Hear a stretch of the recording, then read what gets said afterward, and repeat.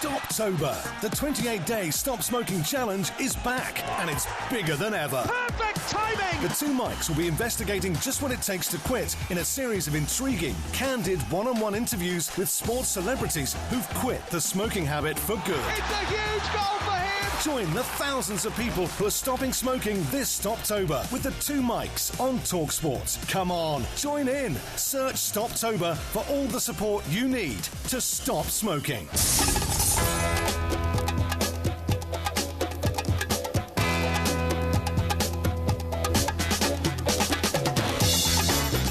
Good evening, I'm Mike Graham, he's Mike Parry. You're listening to the two Mikes right here on Talk Sport. It's all getting down to the wire in Group D after both Wales and the Republic of Ireland won, and leaders Serbia dropped all 3 points away to Austria. Now it's all going to be decided on Monday night in Cardiff. It's already more exciting than anything Gareth Southgate's done, but let's not talk about that. Quite enough has been said about Gareth Southgate. 08717 22 33 44. Coming up, we're talking Russian hooligans after England's top yob cop has warned that fans going to the World Cup are in danger of being victims of extreme violence. Those are his words. And also, if they get caught up in any fighting, they could get sent to a gulag for a few hundred years. We've also got another round of winners and losers coming up, and we'll be hearing all about the new Blade Runner movie, which is out this week. You're listening to the two Mikes with me, Mike Graham, and Mike Parry on Talk Sport.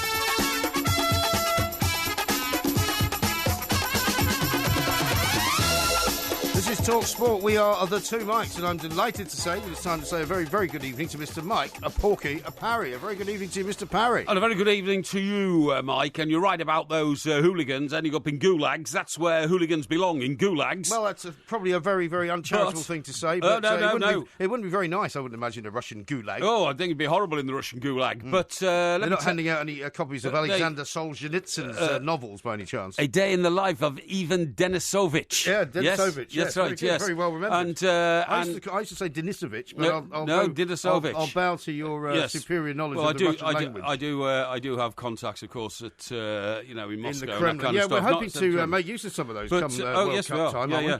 But yeah, definitely, indeed. But let me tell you, the problem is that usually the people who end up in the gulags are not the guilty, they are often the innocent. Well, that is a problem in Russia, isn't it? Or in the former Soviet Union, some people would say. Yes, and, the Russian special services will go around cracking skulls and not really worry whether the skull they've just cracked is a guilty skull or an innocent skull. Well, the biggest trouble I've got, and then drag them by the legs into a paddy wagon or a. It's like that old Benny Hill joke, isn't it? That's right. Where the guys were dragged around the streets by the Bolsheviks. That's right, yes, that's right. Very painful. And then drive them off to a court where you are immediately guilty just for appearing in court, and then you get 10 years in the gulag. Yes. And it's not pleasant. Salt mines. The swill that they give you each day for food is just swill. Yeah. And in A Day in the Life of Ivan Denisovich, his like Dennis O'Leary. Yes, that's right. His main, in the first couple of chapters, his main preoccupation was making sure that nobody stole his piece of bread, which he'd sewn into what they passed as a mattress on his bed, which is in fact a lice-ridden piece of filthy old cloth. A piece of bread into his mattress. Yes, that's right. Was it not going to be eaten by the maggots? Well, he tried to protect it from the maggots by wrapping it up in a bit of sort of foil or something. Have you actually read this book? Yeah, I've read the book, Really? That's one of only 3 books you've ever read in your life. No. And what happens is they all fight over bits of bread because they're all kind of starving to death. And temperature outside is about minus 40 or something like that. And if they go outside and urinate, their urine freezes in mid-urination. What do you mean? It just sort of forms an arc? Yes, that's right. Yes, yeah. It's very. Actually, speaking of which, I was going to ask you if you had any particularly good luck today. Who, me? Yeah, you. While walking around. Why? Well, because you suffered the ignominy, did you not, yesterday afternoon, of having a bird do its business on your jacket. Now, people have said to me throughout the course of the day, actually, that's normally good luck. Well, so I just wondered if you had any good luck. No, not much good luck, really. Any bad luck? That's gone in the cleaners, by the way, that jacket. So I suppose that's one one thing that I had to get busy with this morning. Uh-huh. But what you It's didn't... something like a busy day, isn't What it? you didn't notice yesterday, but Sam, our tech op in the studio here tonight, has noticed, and everybody who watched our live streaming yesterday, which is about 10,000 people now have noticed, is that I have new glasses. And they have a frame, whereas my old glasses didn't have a frame. Really? Well, why would I notice that? Well, the top of the frame is very similar to yours, you see. No, it's nothing like mine. It is. It's rubbish. No, it is. My glasses have got a very distinctive, quite thick black frame. Yeah, like Joe 90. You might say that, but yours are nothing like these. Yeah, they are. The top of it is. And rubbish. Actually, when I chose you copied them, mine. No. That's why you've done it. No, when I chose them, you really want to be me. I've just seen the sides of them actually do look a little bit more like mine than your previous ones. But I wanted rimless glasses, so I must have been bladderated when I chose these, because when I went in to collect them, I said, "Oh no, they're not my glasses." No. They said, "No, they are, Mr. Barry." Yeah. I said, "No, I wanted rimless." In fact, frames. they said, "We don't even know who you are. What are you doing in our shop? Why don't you get out now? We'll probably call the police." No, they said I wanted rimless frames. I said, "They said, well, this is the ones you chose." I said, "Well, I must have chosen the wrong one." But anyway, it's too late now. When did you choose them? Was it in the afternoon? No, it was about 6 weeks ago. Yeah, but was it in the afternoon? Is my question. Yes, it was. Well, there's your answer. Well, the other answer is, of course, I didn't know that they were waiting there to be picked up until I got a phone call from them to say your glasses. I said, no, I don't think I remember ordering them. Not really, no. So, anyway. Now, anyway, listen, to get back to Russia, right, the guy who is telling us all this stuff, right, is a man who's got a very bizarre title. Yes. He is the National Police Chiefs Council National Football Policing Lead. Yes. Whatever that means. Yes. His name is Mark Roberts, Deputy Chief Constable Mark Roberts, and he is the guy who studies hooliganism. And despite all this stuff saying that the Russians are going to clamp down and there's not going to be any hooliganism in Russia, and some people have been saying that ahead of the World Cup, but you wouldn't necessarily want to believe anything they said. It turns out, right, that he's had a visit over there, and he says it looks like there's going to be massive problems. Yeah, now, I have read some correspondence in ill-informed publications saying, Russia is the friendliest country I've ever been in. Was this in the Birmingham Mail? It could have been something like that, yeah. Or something like that. Friendliest country. Oh, yeah. Well, some journalists have been making statements about how safe it's going to be there. I don't know how can they possibly know that?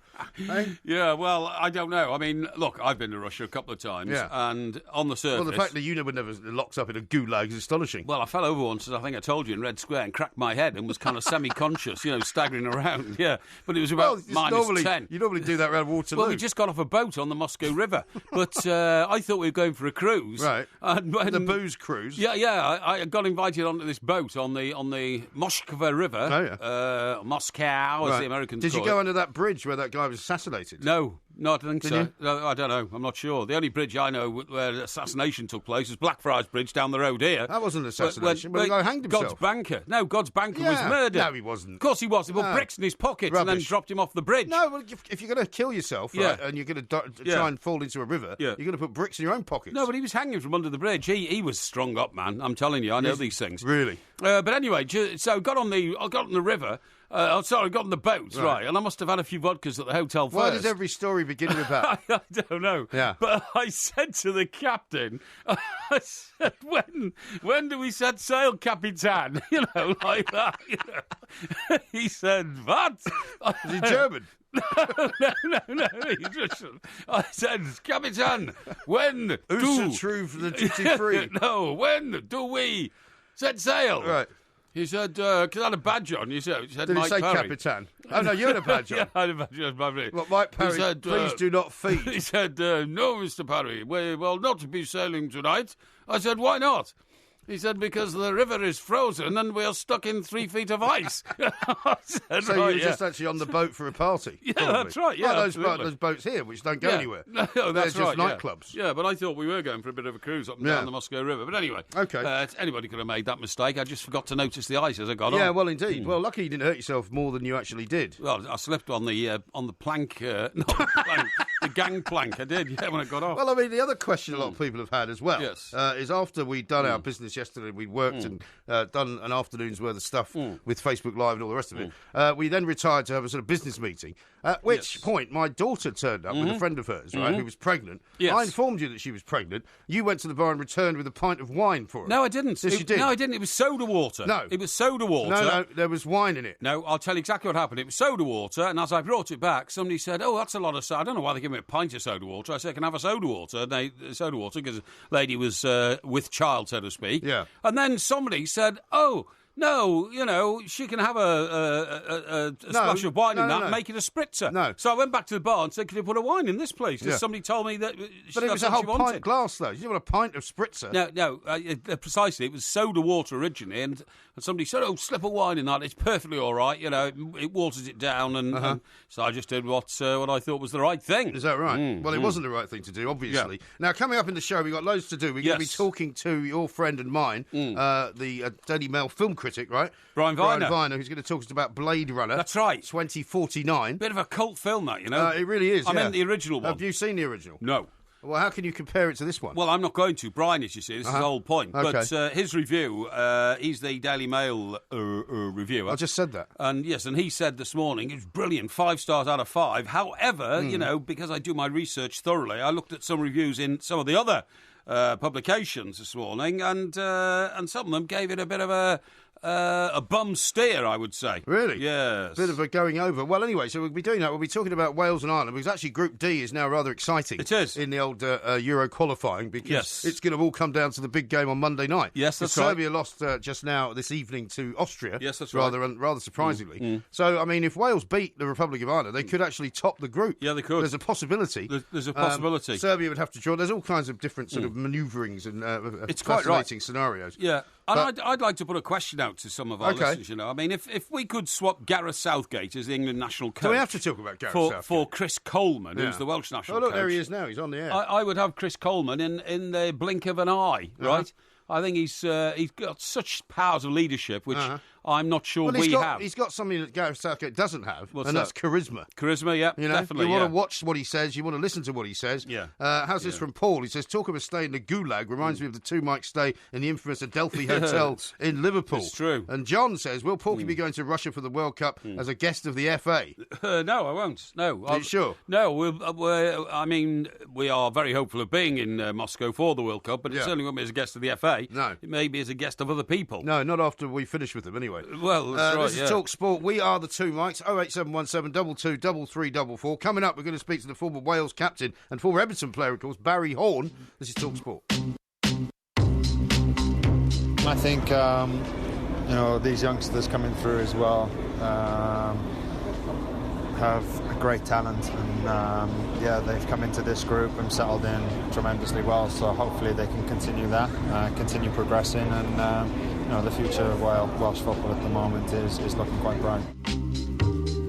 That's Aaron Ramsey. Don't forget, of course, they had this game coming up, but they knew they had to win the last 2 games. Yes. They've got to now go and try and win the one against Republic of Ireland. That's right. Without Gareth Bale, because Gareth Bale wasn't available, was he? Because he's injured. That's right. So, I mean, an even bigger and more fantastic situation for them than they could have ever believed possible. You are right. The problem at the moment, right, is that we can't really say for sure if Wales are going to finish second, and we can't really say for sure who else is going to get into the playoffs. No. Northern Ireland, I think, need to get a draw to stay where they are. Scotland, of course, need to get a win.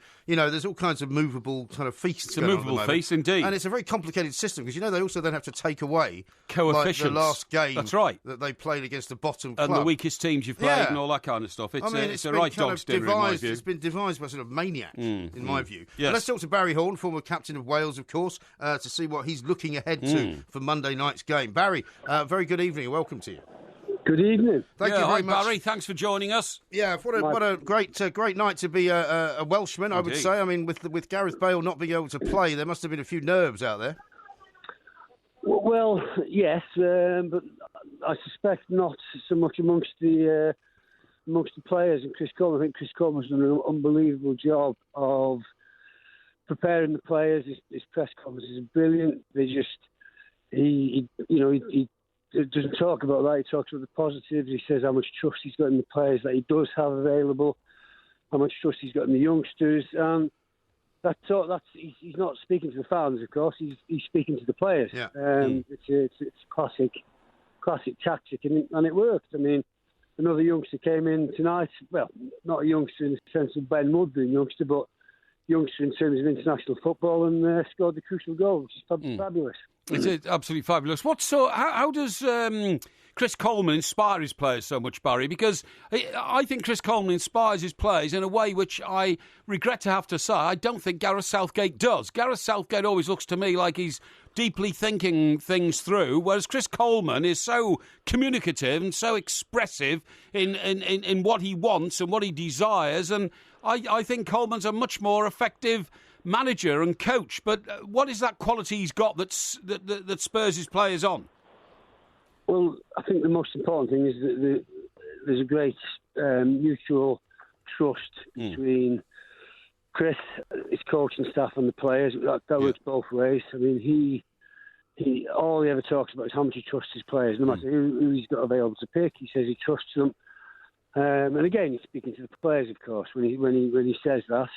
And I think they trust him. I think there's a lot of honesty, and I think the players feel part of the team. You know, there's lads that go month in, month out, friendlies, competitive games.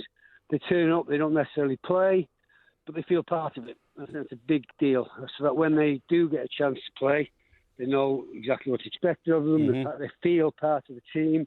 And I think there is that, you can't buy it, you can't create it. That sense of togetherness is something that grows and grows and grows. I genuinely think Wales have got it, to be honest. Mm-hmm. Well, I think it's great tribute to Coleman, isn't it, that he's managed to get this team to play so much like a team, when on paper you'd have to say perhaps they're not as big names or perhaps even as blessed with an awful lot of skills as the England players, but yet they even without Gareth Bale, they put in a fantastic performance. How do you think it's going to play out on Monday night, Barry? Well, how do I think, or how do I hope? Well, either or.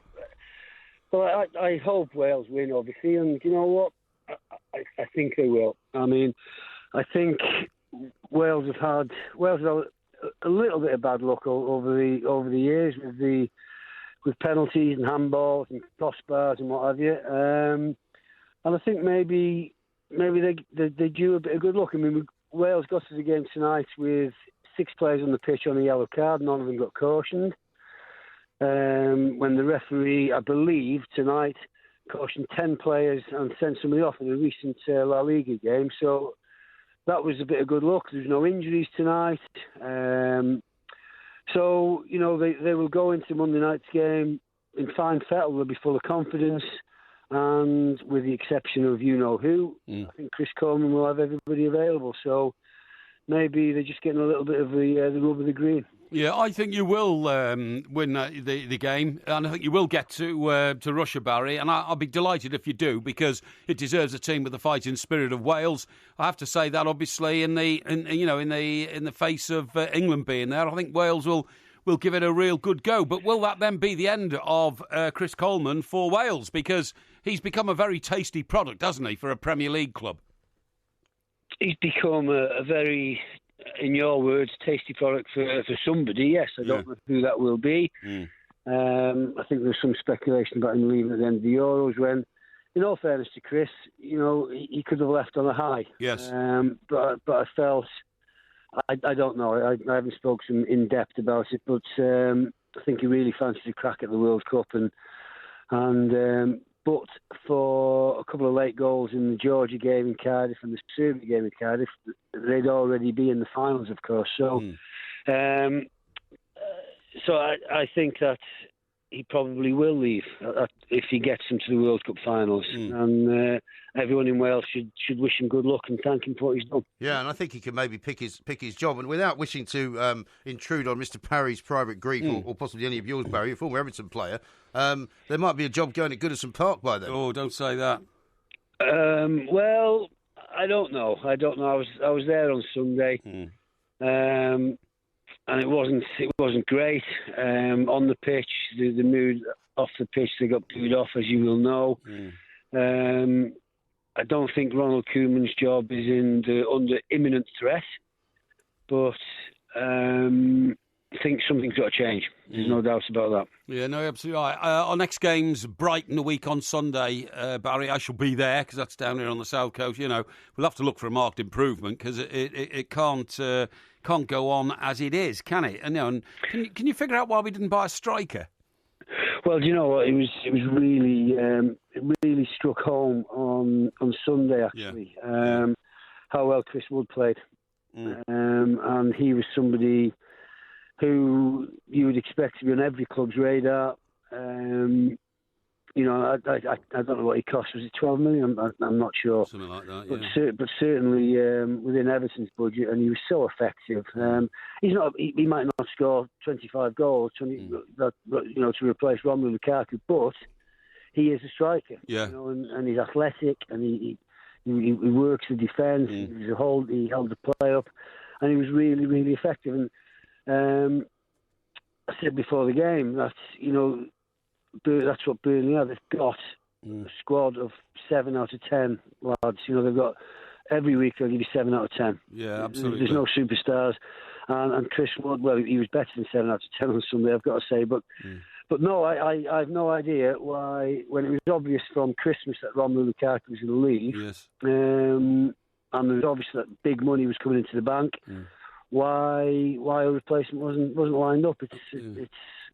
That has got to be seen as unless they thought they were getting Giroud, of course. Yeah, well, that never seemed likely to me. I don't know. No.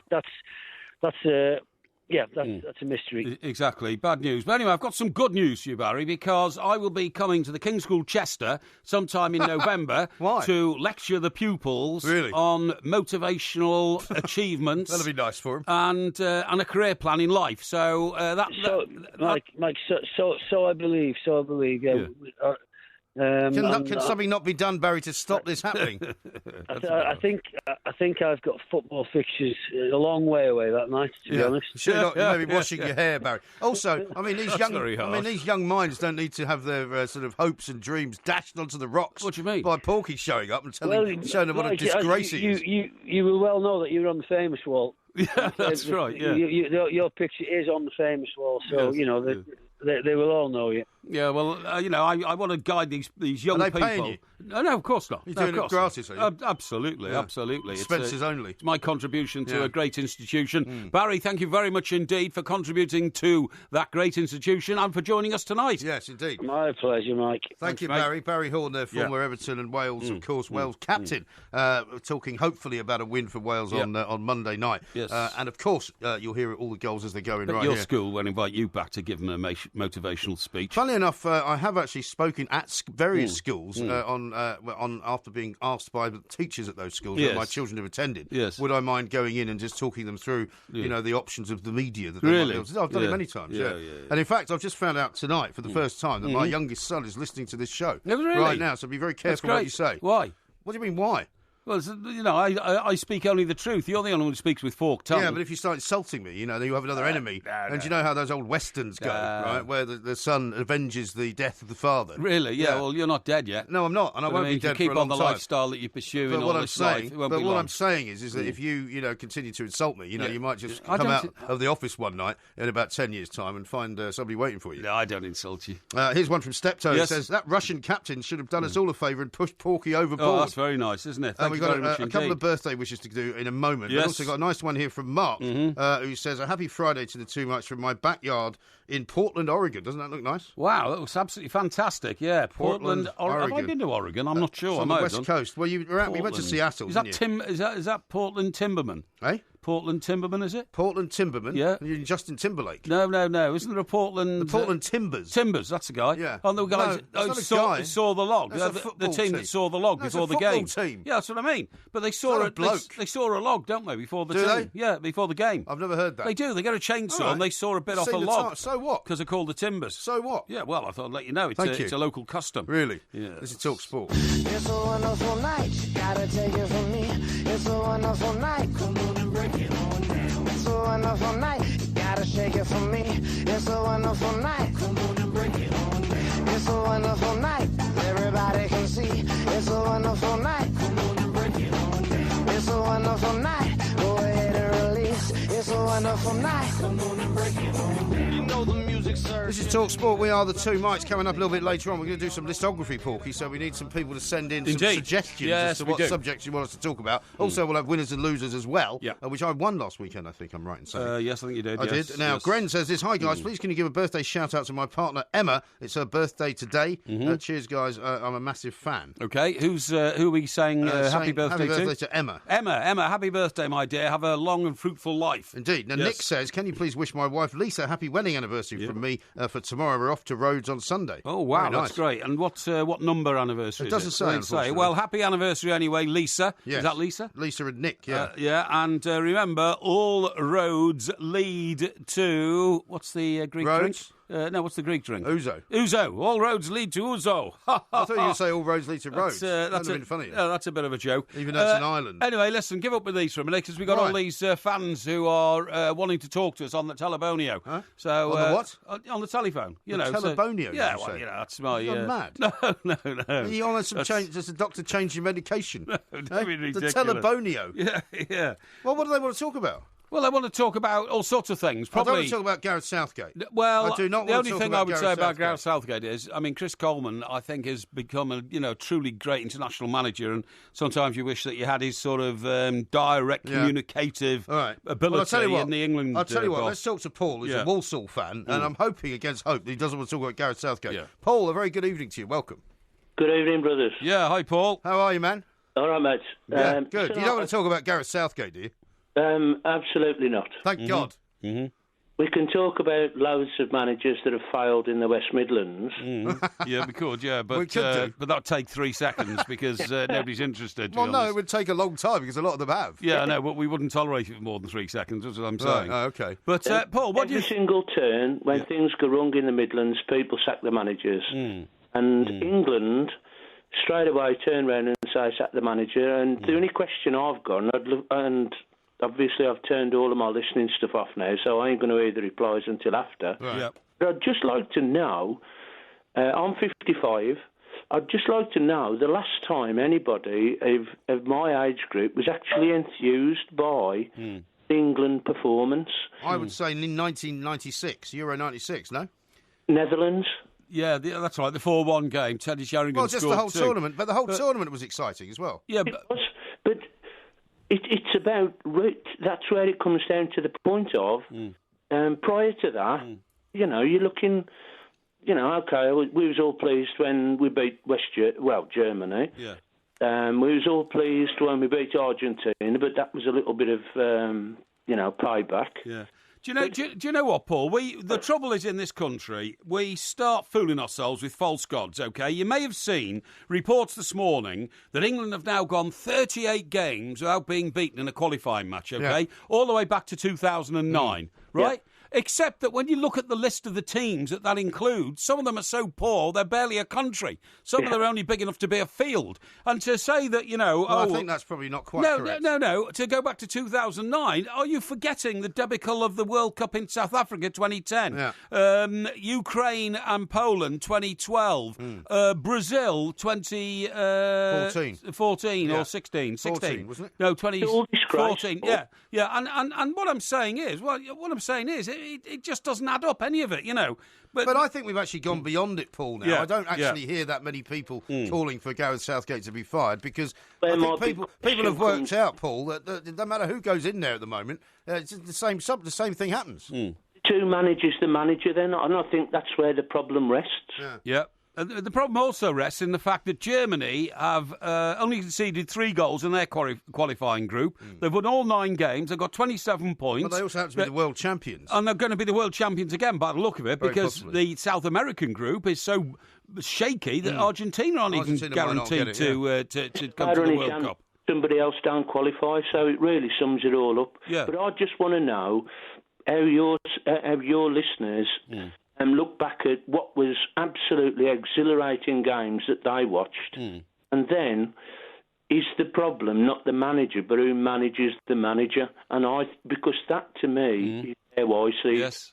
Well, there's no doubt, that's Paul, a good point. There's Who no manages doubt the manager? that the people running the Football Association at the moment and for the last several years have not exactly been at the top of their game By the either. way, did you see the exclusive story published this morning that Gareth Southgate's getting a bonus, allegedly, of £250,000 Yeah, he's already got it. just for qualifying To get to Russia. Yeah. Well, the job was half done, actually, when he got into the job. Well, maybe that's negotiated by him, right? And he got that money because he's a shrewd negotiator, and the FA are not. Yeah, but ridiculously, I would never put that clause in, because I'd said, if you don't get us to Russia, not only will you not get a bonus, but you will not even have a job. Yeah. And the bonus for you, pal, is that if you don't get us to Russia, you're out of work, OK? Well, that should have been incentive enough. How many games was Southgate responsible for in the qualification process? Because there was only one game, I think, that Sam Allardyce was in charge of, wasn't That's right, yeah, one. Played one, won one, 100% record. So out of how many games? You talking about 8 games? It must be 8 now, mustn't it? Yeah, because that one was away, wasn't it? Sam won his first game away, 1-0 in,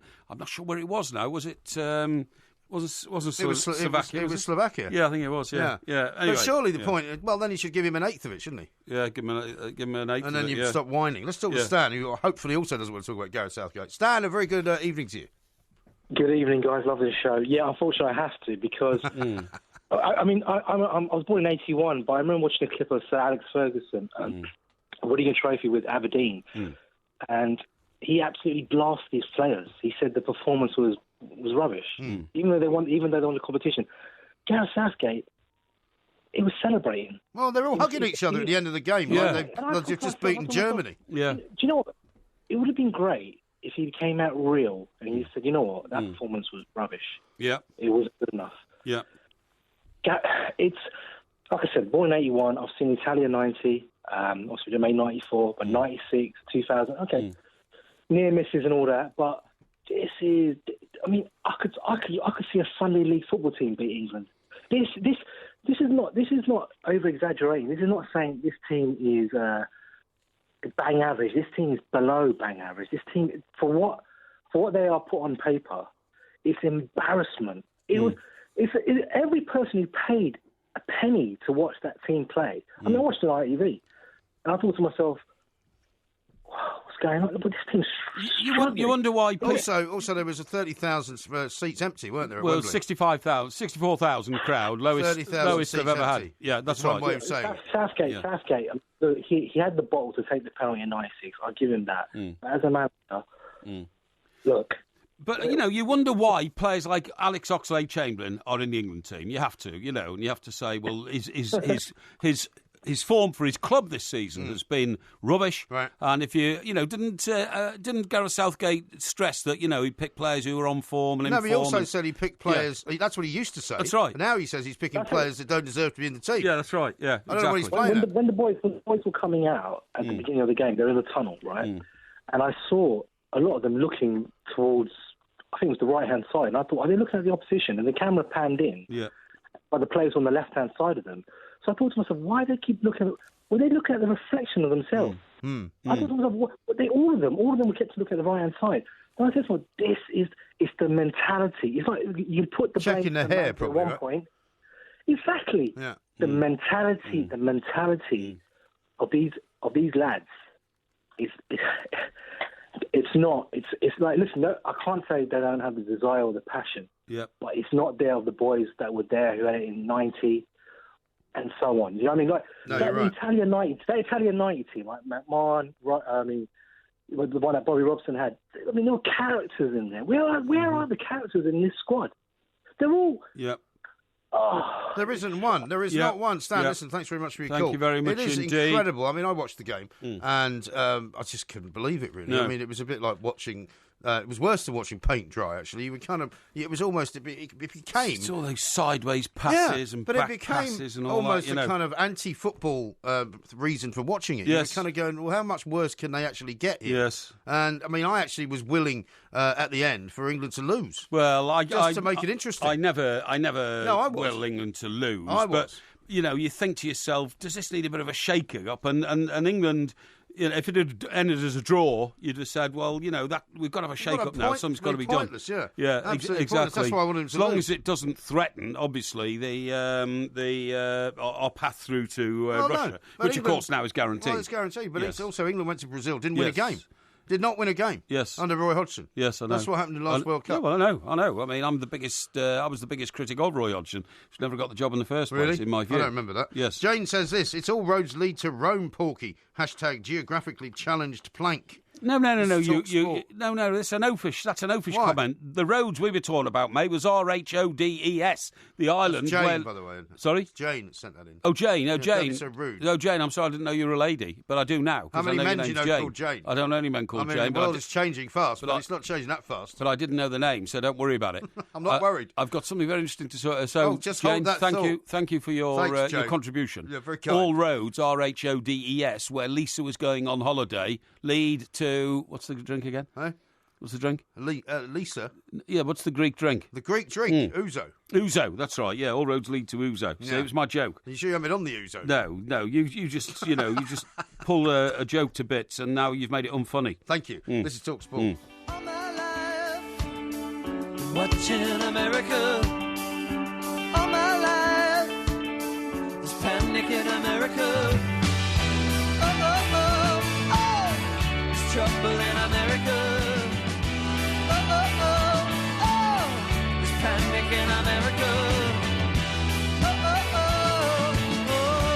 This is Talk Sport. We are the Two Mikes. Paul has tweeted us at the Two Mikes. He says, Friday night, Blado in Modo with the cheeky claret. He says, it's my 48th birthday today. Can you send me some birthday cheer? And he's in Wales, so he's got plenty to cheer about, you'd have to say. He certainly has. What's his name again? His name is Paul. Paul, okay, Paul. Congrats on the birthday and have a sparkling weekend. Thank you very much indeed. And now, our good friend Mr. Mark Donaldson, who's an observer of many things, including Scotland's victory, of course, which was much more kind of hard fought and entertaining, if you like, than anything that Gareth Southgate did. I was just reading a moment ago how Gordon Strachan is saying that Scotland's players have transformed their mentality from playing in a relegation battle to a championship race. Excellent. So how have they done that? Let's talk to Mark and find out. Mark, a very good evening to you.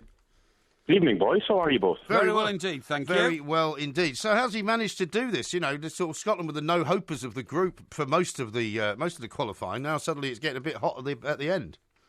Yeah, win or bust. And a never say die attitude, which has been great because, I mean, even against England when, to be honest, we were a goal down and we deserved to be a goal down, and then turned it around and just not even from then. I mean, the game against Slovenia back in March when we won it as well by a goal to nil late on.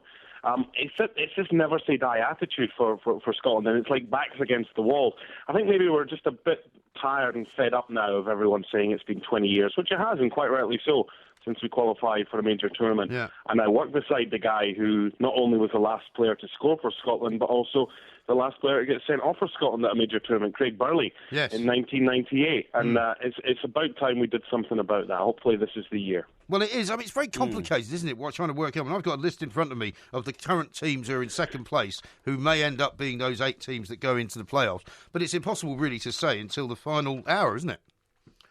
Yeah, look, there's a 99% chance if Scotland win in Slovenia on Sunday that they will qualify for the playoffs.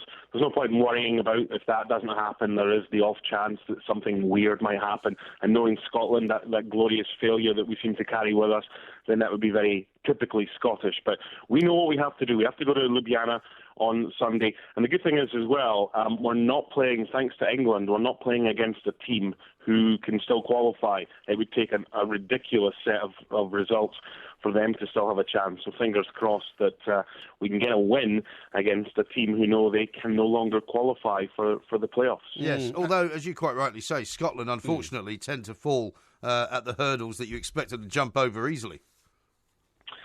Can we not? I just wish that would be put to bed. I mean, and I don't know how we do that. You know what I mean? I mean, we've got a simple clearance. I think it was Stuart Armstrong against England, and he played the wrong pass, and England got it back. Good ball in, great finish, Harry Kane. It's 2-2. We've got so many of these kind of if-onlys over the years, and goal difference, goal average, and if that hadn't happened, if your auntie had you-know-what, should be your uncle. Can we not just have a German mentality or something like that? Well, you don't. You know what I mean? Of course I do. But look what we've done in the last 5-10 minutes of a number of the home fixtures. Yeah. So maybe things are turning. Maybe things are changing. Maybe this new breed are like, you know what? forget what's gone on in the past. It's about creating the future, and hopefully we can do that. Well, at least you've got a manager who's got charisma. You know, Wales have got a manager who's got charisma, but England, I don't think, have a manager who has charisma, and charisma drives players. Now, when MG and I were up at Hampden Park with our mate Sir Rod Stewart, sorry, did I mention drop that in? Yeah, I dropped that in. How did we get there? On Rod's private jet, actually. We happened to come across Gordon Strachan, the national manager, and he's so full of charisma. We said, well, we may see you, up here again, maybe in an international match. The Scotland-England game. The Scotland-England game, and he said, by then, pal, he said, I could be up here with you drowning my sorrows. So he actually, raised the spectre with us that he wasn't doing very well at the time and that he was possibly facing the boot. It's been a remarkable turnaround. Well, he's been facing the boot on a few occasions during the games as well. Yeah. I mean, if we hadn't beaten Slovenia in March, I think he was a goner. The England game, not so sure, because nothing was expected of us in that. Lithuania away and Malta at home, we had to take 6 points. We did. Slovakia, if you hadn't won that, the obituaries were being written. And it's weird, because I thought he got maybe a couple of his... I thought he got his team selection not wrong, because he would say, look, there's the result. But when Barry Bannon was picked ahead, I've always had this thing about Strachan, and I like him as a player when he was a player, and I like him as a coach as well. I don't always get him, and there were some baffling changes that were made. I agreed with the Chris Martin one, but to bring on MacArthur, but that doesn't matter. And he's got there in the end, and he's stubborn, and he's cantankerous. But you know what? Who's better out there for Scotland? Well, exactly. Also, his hands were slightly tied, weren't they, in this particular match, because so many players pulled out. Yeah. Our two best, certainly our best player, for me, Stuart Armstrong, was out, and our captain, Scott Brown, was out as well. Now, also, Ritchie was out as well, wasn't he? Yeah, Matt Ritchie was out as well. Matt Phillips didn't have the best of games, somehow played 19 minutes, but I mean, it's sour grapes if you do it when they don't get the win, but when you come out and say it afterwards, he could easily point and say, look, I got the victory.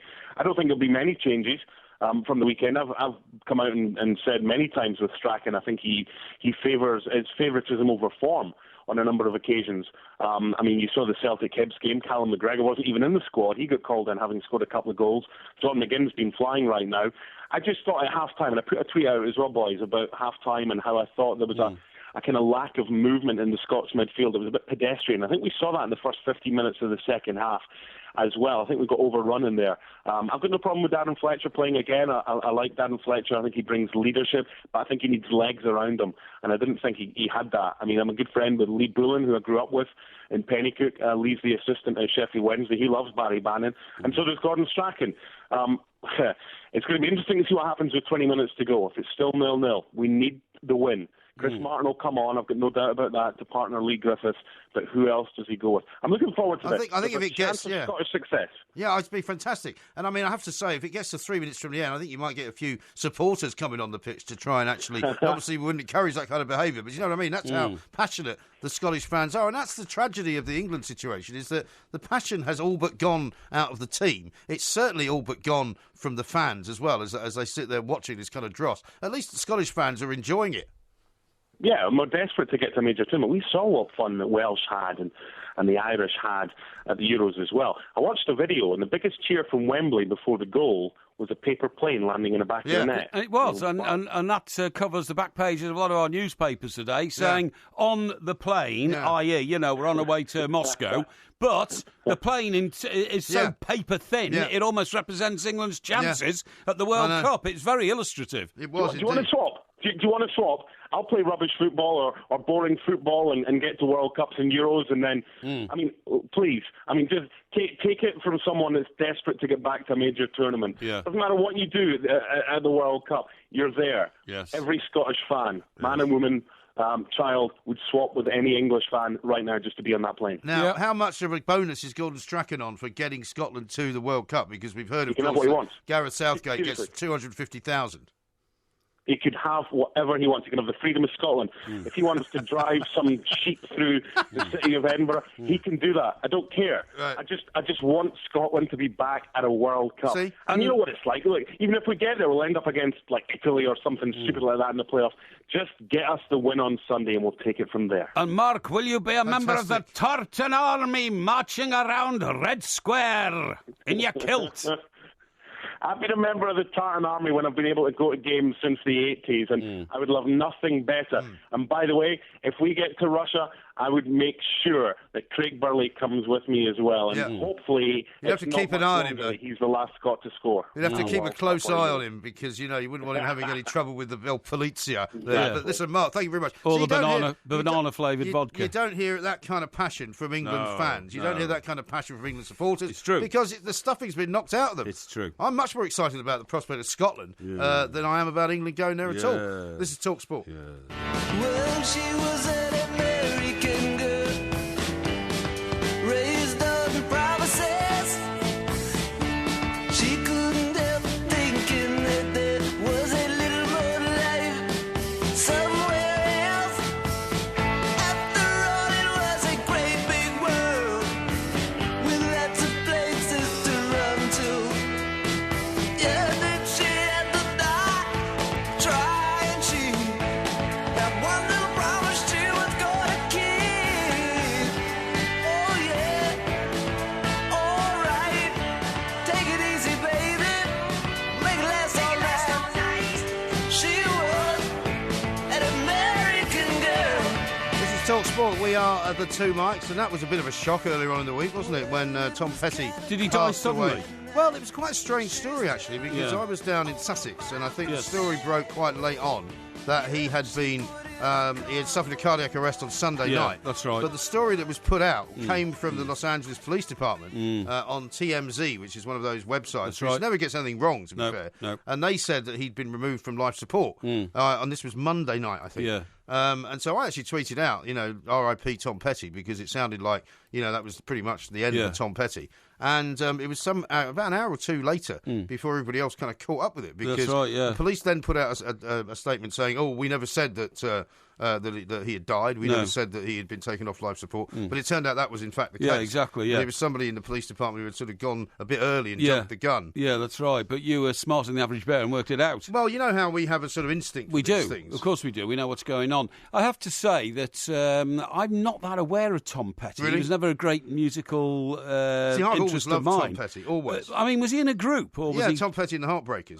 That song, American Girl, was from an album called Damn the Torpedoes, which came out sort of late 70s. It was kind of like, he wasn't ever really a punk, but it was around that kind of time. Everybody else in the Travelling Wilburys, I know almost intimately. You know, George Harrison. Well, it was Tom Petty that was really the driving force behind it. Yeah, the guy from Electric Light Orchestra. Jeff Lynne. Yeah. Bob Dylan was in it, wasn't he? Mm-hmm. And Roy Orbison. And Roy Orbison, and I loved all their music. But Tom Petty as an individual, I was never... But anyway, look... Tremendous I know of work. An awful lot of people have spoken so highly of him. He must have been a real contributor to the modern music scene. He was, and he was a tremendous... absolutely. In fact, what I would urge you... In fact, I may make you watch it in my company. Yes. There is one particular version of While My Guitar Gently Weeps, which is played by Prince. I don't know if you've seen the video. Yeah, where I think Prince I have, does the solo at the end. Yes. Well, Tom Petty's the main singer in that group. It's, Is sort of it's one of those Grammy Awards sort of super group type things. And George Harrison's son is standing in the background playing the guitar. Really? Because it's obviously after George Harrison's death. Yes, obviously, and it's a fantastic version of the song. It amazing, really is. Quite beautiful.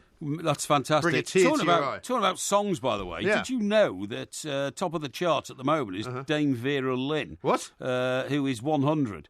What charts? The album chart. Really? Dame Vera Lynn. Are you sure? I'm honestly, the woman known as the Forces Sweetheart, she was 100 in March, right?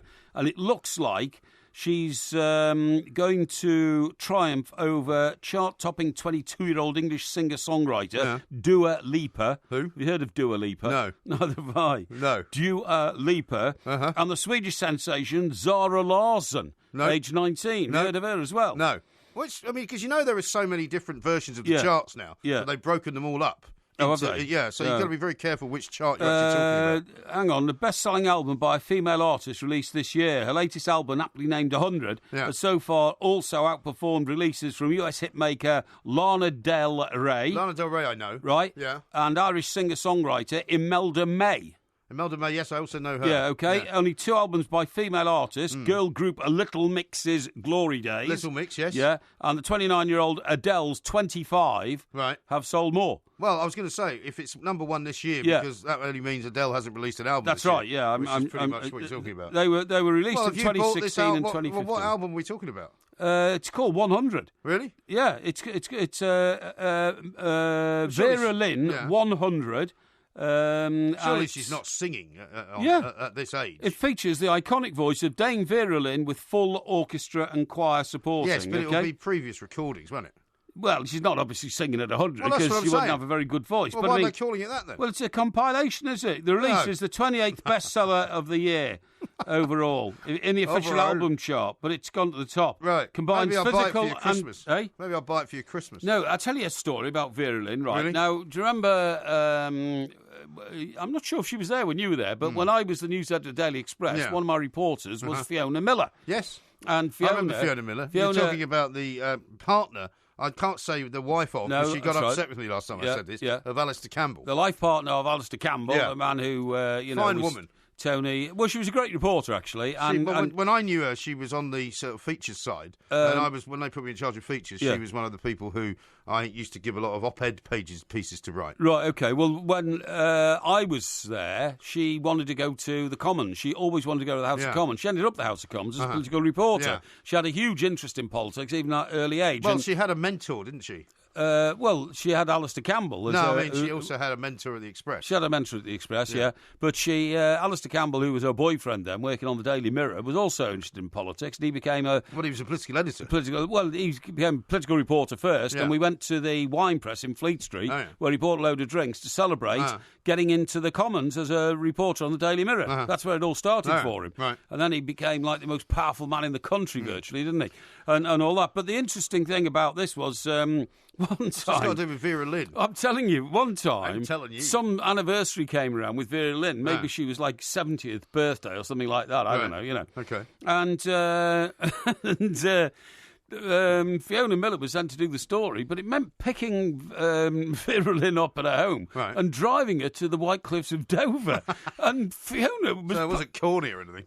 Sorry, no, it wasn't corny. But Fiona Miller was terrified. She said, she didn't like driving long distances, apparently, and she had to drive down the M2 to... you could blame her. Or the M20. Which one is it down to M2, Dover? It's the M2, yeah. And she said, what am I going to do if, I've got this, living legend, Vera Lynn, probably, the Force's sweetheart, one of those popular women in the country. In the car. What happens if I crash the car or something? But also, what are you going to talk about for 2 hours? Exactly, that's right. You had to drive her back as well. Yeah, I had to drive her back and all that kind of stuff. You just thought the Express could have got a hire car for something, wouldn't you? So was Fiona actually driving the car? Yeah, she had to drive the car, I had to drive Vera to Dover and back, and she was terrified that, she'd either kill her or she'd expire or something in the car. Yeah, she might die in the car or something like that, And it was interesting, but anyway, there we are. So what did you do when you got to the White Cliffs of Dover? I've no idea. I can't remember. Right. I took a picture of her standing on the White Cliffs of Dover, shocking. I suppose, or something like that. Got us to sing. Yeah, I know. Yeah, it was shocking. Now, a couple of tweets here. One, it's a text, actually, 81089 from Pete in Lytham. Yeah. Mancini for England, he says, great tactician and passionate.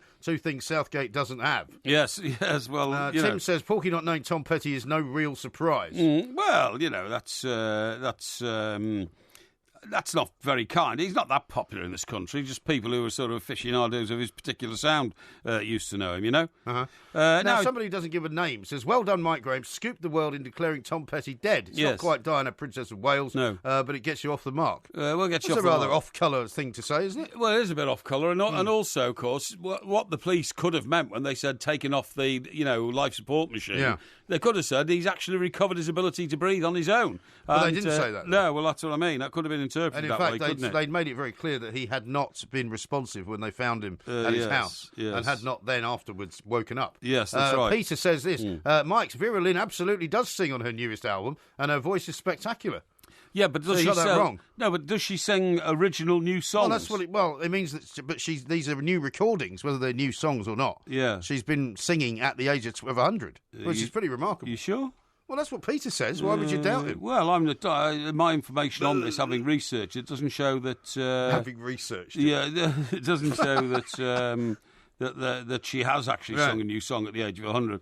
There's a picture of her here. Dame Vera singing on one of the classic Daily Express record show in 1958. I've just come across that on the website. Really? At the Daily Express, which we both worked for. Yeah. The Daily Express record show in 1958. Why would the Daily Express have a record show in 1958? Well, there's not very many people did. No, it's right. I imagine. Yeah. That was even before Woodstock. I tell you, he was alive then. Have you seen the time? That would be Lord Beaverbrook, The Beaver, probably. as he was known. The Beaver. He was Minister of War in Beaver Records. Yeah, the Beaver Records. He was the Minister of War in the Second World War. Great. He was Canadian. He wasn't even English. Yeah, all right. But he had a big estate. Well, they were on our side, the Canadians. The Beaver. Talk sport. Yeah. We'll meet again. Don't know where, don't know when, but I know we'll meet again some sunny day.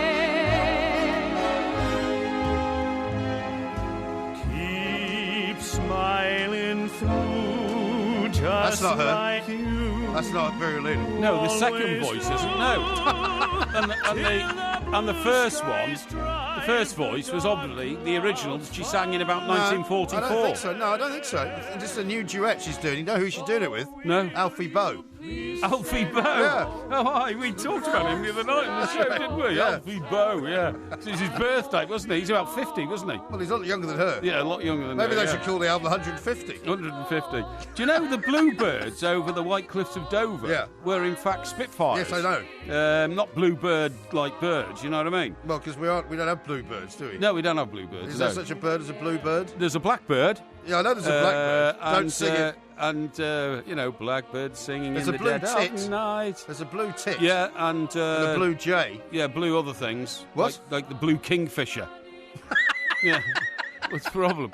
It is. It's not called a blue kingfisher. It is. It's called a kingfisher. I think you're right, but it looks blue and it's got a yellow throat because it dives into the water, and apparently the yellow is so that the fish that it's going after can't see it as it enters the water. Why can't they see yellow? Well, no, but the sun shines on the water. Right. They think it's sunlight. They don't think it's a kingfisher coming after them. Yeah. Well, if they were the same colour as the water, that'd be simpler, wouldn't it? No, not really, because the sunshine turns the water like golden. Really? Golden slumbers. I'll tell you what, I think we should talk about Blade Runner. Blade Runner, because, definitely, Brian Viner's here waiting very patiently. He doesn't want to hear all this nonsense about bluebirds. That's right. Brian, a very good evening to you. Very good evening to you. On the contrary, I was absolutely fascinated by all that. I thought you would. be. I learned so many things listening to your show. The famous yellow-throated blue kingfisher. I had no idea. Now, Brian, I haven't seen the new Blade Runner. Well, nobody has yet, except Brian, because he's a reviewer. Several reviewers have seen it. Yeah. Sorry? Several reviewers have seen it. Because you said some of them didn't like it, but Brian did. Yeah, you did, didn't you, Brian? Tell us about it, Brian. Well, it is a sequel to the 1982 film, Ridley Scott's famous and iconic Blade Runner, and it has taken a very, very long time to produce the sequel. He is an executive producer this time. The director is a guy called Denis Villeneuve, who I don't know whether you saw Arrival last year, which was a very good sci-fi film. But this is the sequel to the original Blade Runner, and it is absolutely magnificent. It's a truly, truly brilliant film. Okay. And are you someone who would have said of the first film that it was a truly, truly brilliant film? Because there's a kind of... no, absolutely. It was enigmatic, and iconic and of its time. And the strange thing is about the original was that it wasn't actually a hit when it came out. It came out very quietly in the cinema, and nobody really went to see it. And then it came out on video, on those old kind of Betamax videos, and people... And it sort of, generated a head of steam with people watching it on TV. And then everybody realised that actually this was something special. But it worked that way round. This one, we hope will work the other way round. It'll have a fantastic life in the cinema, and then it will become a big hit and everybody will love it when they get the DVD and all that. But so whether it works the other way, that way round, I don't know. But it's very, very clever. It's a magnificent spectacle. It really is very, very good. Highly recommend it. And is it, as many of these sequels are, because it's kind of homage, presumably, as well to the previous film, does it have any sort of clues in it for people? Because one of the things, I'm not a massive expert on the first film. I've seen it a couple of times, but it's not something I would wax particularly lyrical about. But it wasn't until somebody pointed it out to me that I realised that it was always raining, for example, in the film. Yeah, and this one is too. And I think the thing is about the first film that it was made in 1982, but it was set in what then seemed to be kind of outlandishly into the future in the distant year 2019. And, that's kind of almost where we are. This movie is set in 2049, and so it projects another 30 years into the future.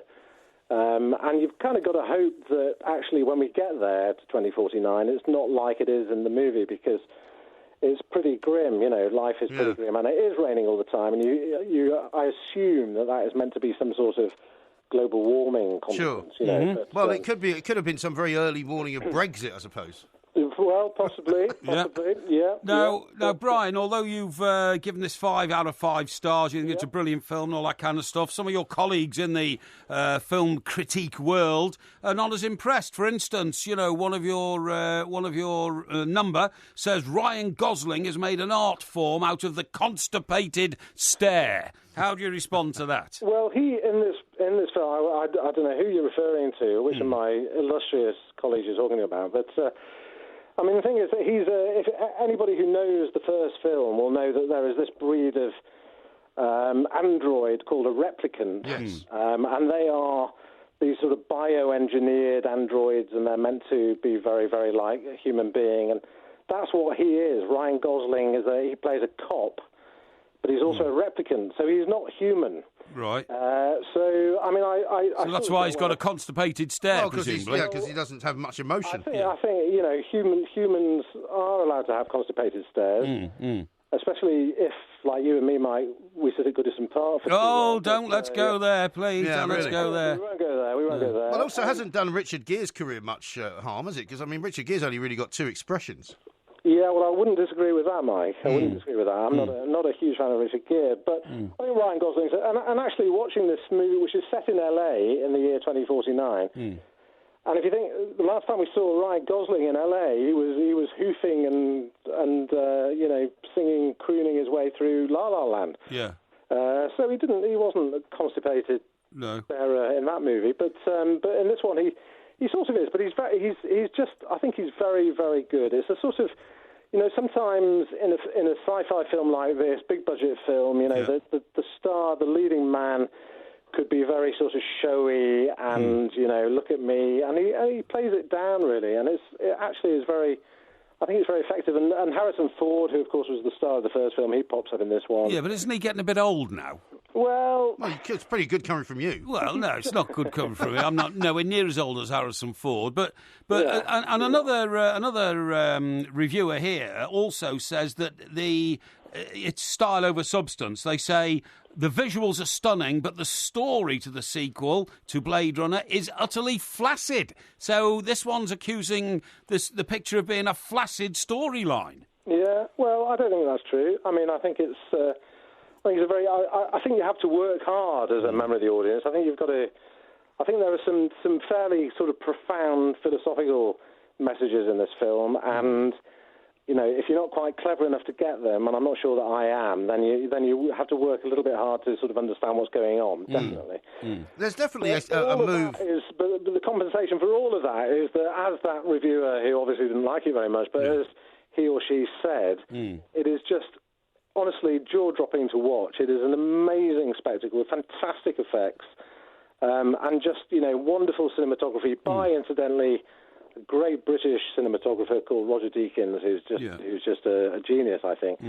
And it is a fantastic film to watch, and you will not be disappointed, although you might get a numb backside because it does go on for 2 hours and 43 minutes. Good God, that is a lot. 163 minutes, That's an awful lot of pick and mix for you to get through as well, isn't it? That is a lot, yeah. You'd have to go out 2 or 3 times. The problem, of course, is at the moment, Brian, there's an awful lot of science fiction films coming out. It seems as though, as Hollywood often does, it gets its sort of teeth into something and it just keeps producing the same kind of thing. There's a lot of... this has been a massive year for science fiction, hasn't it? Well, yeah, we've had the Planet of the Apes, and we've got another Star Wars coming along, and to be perfectly honest with you, I'm not a massive fan of sci-fi for the sake of it. Neither am I. Neither am I. But I think when something special comes along, I think you have to, even if you're not, you have to sort of sit back and say, well, actually, this is truly good, and also if it's. if it is really projecting something interesting and making you think and making you wonder about where we might be in 30 years' time, it's not. Some of these sci-fi films look ahead, 200, 300, 400 years, and we have no investment in that because our children's children are not going to be around then. But 30 years, who knows, Mike? You and I might even still be.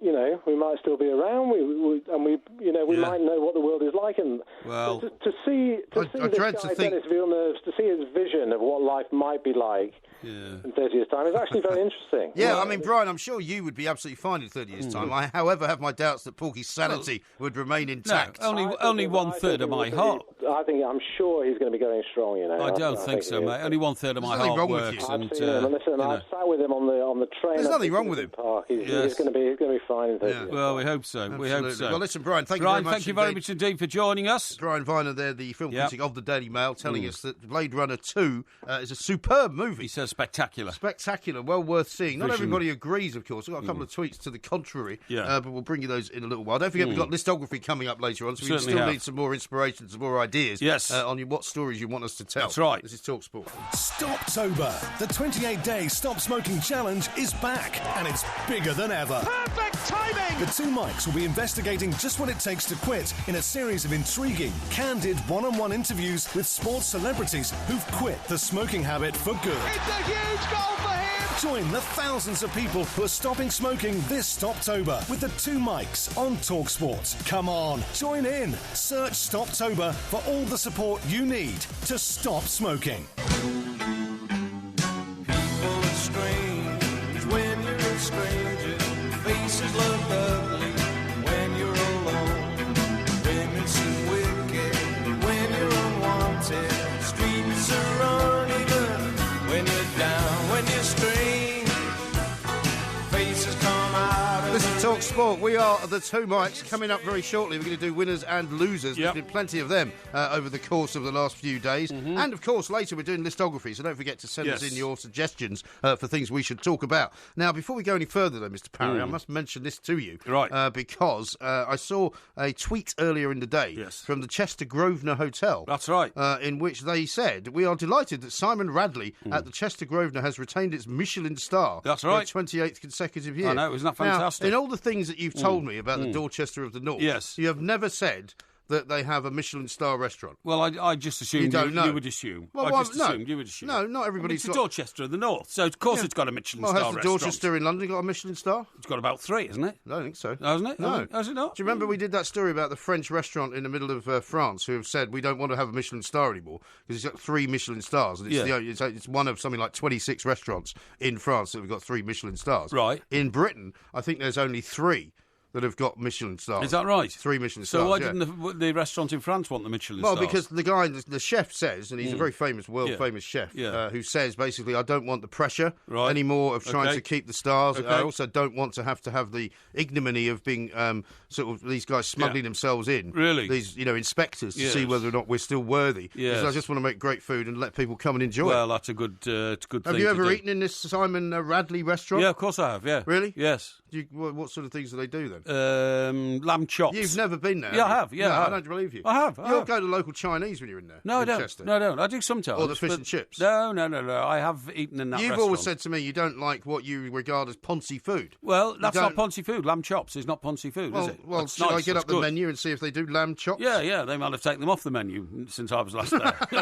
How do I know? Or you might have just never been there. While you're doing that, by the way, let me ask you this. Yes. Have you ever lived in a cul-de-sac? I have actually, yeah. Have you? I have. Do you know why? There's a new research document which points out that people in the north of England are very happy to live in cul-de-sacs. Oh, yeah. And I, in fact, was brought up in a cul-de-sac in Veale in Chester. Well, I seem to remember there was a period about, I don't know if it was last year, when you inadvertently gave away your address, right? The address in which I grew up and it turned out the house was for sale. It was, yeah. And a couple of people went round there and looked it over. They did, and sent some pictures back. And did we not discover that your former sort of bedroom, that's right, in your poor old family, where you were sort of like the boy under the stairs, had now been turned into an office. An office of some kind. But Londoners living for Londoners living somewhere like Ramsay Street, which is that Australian Ramsay Street, that's Neighbours, isn't it? Is that Neighbours? That's right, yeah. or Brookside Close, which used to be Brookside, which isn't anymore, but I mean, that was a cul-de-sac. Do you know what I keep catching the end of? Would be a dead end. Which is is it Brookside? What's the one that's on before the Channel 4 News? Hollyoaks. Yeah. That's awful. Well, that's filmed in Chester. Is it? Yes, it is. That's and you horrendous. often see pictures of the walls of Chester And and I all often, that kind of stuff. because what I'll often do is switch over from whatever news I'm watching, because I quite like watching the Channel 4 News. Yes. For what reason, I can't tell you. No, I don't know why. I think it's because it irritates me. It's such a sort it's because it of irritates. hard lefty type. Yeah, but they win a lot of awards and they do a lot of good things. And their foreign stuff is particularly good. But I always end up catching like the last 2 minutes of Hollyoaks. Really? And it's dreadful. Is it dreadful? I mean, all the people in it look like they've made of plastic. Yeah, well, I know what you mean. But, but anyway, it says here that you can put a value of £57,600 less on a house that's in a cul-de-sac in the south of England. What do you mean? Well, because if the house is in the cul-de-sac, if it was that same house was in a street that was not a cul-de-sac, it would be worth £57,600 more to a potential buyer in the south. In the south, but not in the north. In the north, it doesn't matter. Okay. In the north, people don't care. But what's the definition though of a cul-de-sac? Do you have to live in the part which is actually the dead end bit? Or if you live in a part that is a bit further out towards the... Do you know what I mean? Yeah, the definition is that it's a road that goes nowhere. No, I know. Except comes round on its side. But some of these developments now are quite big. So, like, for example, when I lived in Scotland, in Linlithgow, I lived in a house that was on the edge of... what you would describe as a cul-de-sac, but it was on the kind of entrance way into it. I see. So you'd have to go maybe about 7 or 8 houses in before you'd find the end of the road. Yeah. So if you know what I mean. Still a cul-de-sac. Is that still a cul-de-sac? Oh, yes, absolutely. Now... the cul-de-sac that I lived in had an entry at the end. Huh? You know, like in Coronation Street, they call the back entries the Ginnel. No. Which I've never heard of. Even though I was brought up in the north of England. Right. We used to call it the entry. Do you mean like out through the back garden where the rubbish is? Yes, that's right. Into the sort of alleyway? Yes, that's right. Yes, that's right. Now, I don't know if that... I've never lived anywhere that's had that. Yeah, we go to the end of our road, Laurel Grove, right? What number was it? 23? Yeah, 23, yeah. And it was the second from the end. Right. Or second from the start, I suppose. No, from the end, furthest in. Right. And at the end, there was a gas lamp. Right. And a bloke, I remember a little bloke used to come around on his bike. Yeah. With a ladder, right, strapped to his to his crossbar. No, honestly, he did. It sounds like a sort of a set from some kind of George Formby movie. It does, yeah. And he used to put this ladder up against the lamppost at the end and light a gas lamp in the... Really? Yeah. Did it ever explode? No, never exploded. But I mean, that is so bizarre. That's Dickensian. That was like 50 years ago. That's Dickensian. I know it is Dickensian. Yeah. And then there was a way to get out of the road through the entry. You could walk to the entry, but you couldn't take a car down there, except for the fact. So there was like a lane at the end then. Well, it was a passageway where people's back garden doors and gates opened out onto. You see what I mean? Right. But in the 60s. You could actually drive a Mini down that lane and get out that way, if you see, because the Minis were so small. Well, you weren't meant to, though. No, you weren't meant to. A modern-day Mini... Did you do that? No, I didn't, but somebody came round one time in a Mini and they got out that way. I don't know how. Yeah, it was a very odd, strange thing. Yeah. But it says that Northerners like cul-de-sacs. Yeah. And people in London, Birmingham, Manchester, Leeds, Liverpool, Newcastle... Now, what they're doing is now they're trying to redefine the word cul-de-sac, so that when you put your house up for sale in the south of England, so they give you a different sort of name. Exactly. You don't refer to it as cul-de-sac anymore. Well, I lived anymore. in a mews. In fact, you came round to the house that I had in Primrose Hill. That's right, I did. Yeah, a mews. A mews. I've always wanted to live in a mews, and I'm delighted that I was able to because some of the mewses in London are wonderful, but they're so small, but they're so ridiculously expensive as well. To buy a mews house, ridiculous. Yeah. Which is, basically there's not enough room to swing a cat. No, not. All the furniture I brought back from America to move in there, we couldn't get it in the house. No, I'm not surprised. The carpenter cut it all in half to get it in the door. You know what mewses were originally? Yeah, they were where you kept the horses. They were the stables for the houses on the other side. So, for instance, when you read that, remember the Blairs bought a very expensive house somewhere in Islington? No, this one was in West London.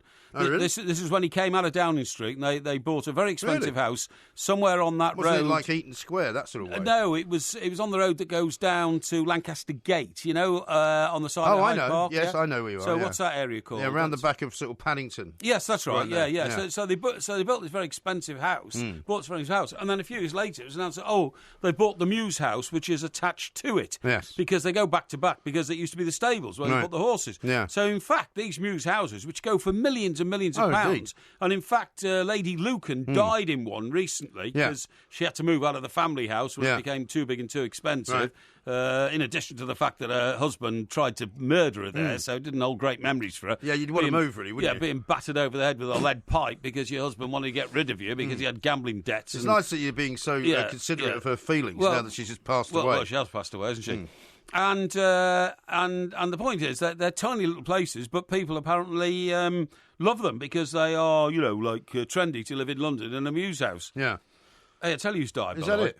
No, I tell you who's died. Who? Arthur Janov. Who? Arthur Janov. Who's he? He wrote the book Primal Scream. Oh, this is the guy that Danny Kelly was able to name straight away. Yeah, that's right, yeah. The Primal Scream guy. Yeah, the new Primal Scream by Dr. Arthur Janov, which was picked up by John Lennon. Uh-huh.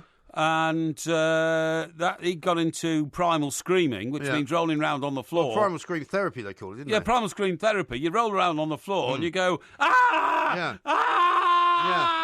That's what a lot of people are doing now. All right, that's enough. That's what a lot of people are doing now, listening to you. That's right. And also what the producer's doing. You're supposed to stop talking about 3 minutes ago. That led to baggism. But it also inspired Lennon's first record after the break of the Beatles called Lennon Plastic Ono Band. All right. And we've still got a lot of people asking for that picture of you doing the Lennon assassination pose that Mark Chapman did outside the Dakota. We'll have to put that out soon when we finish editing the DVD. However, coming up next, winners and losers. Indeed.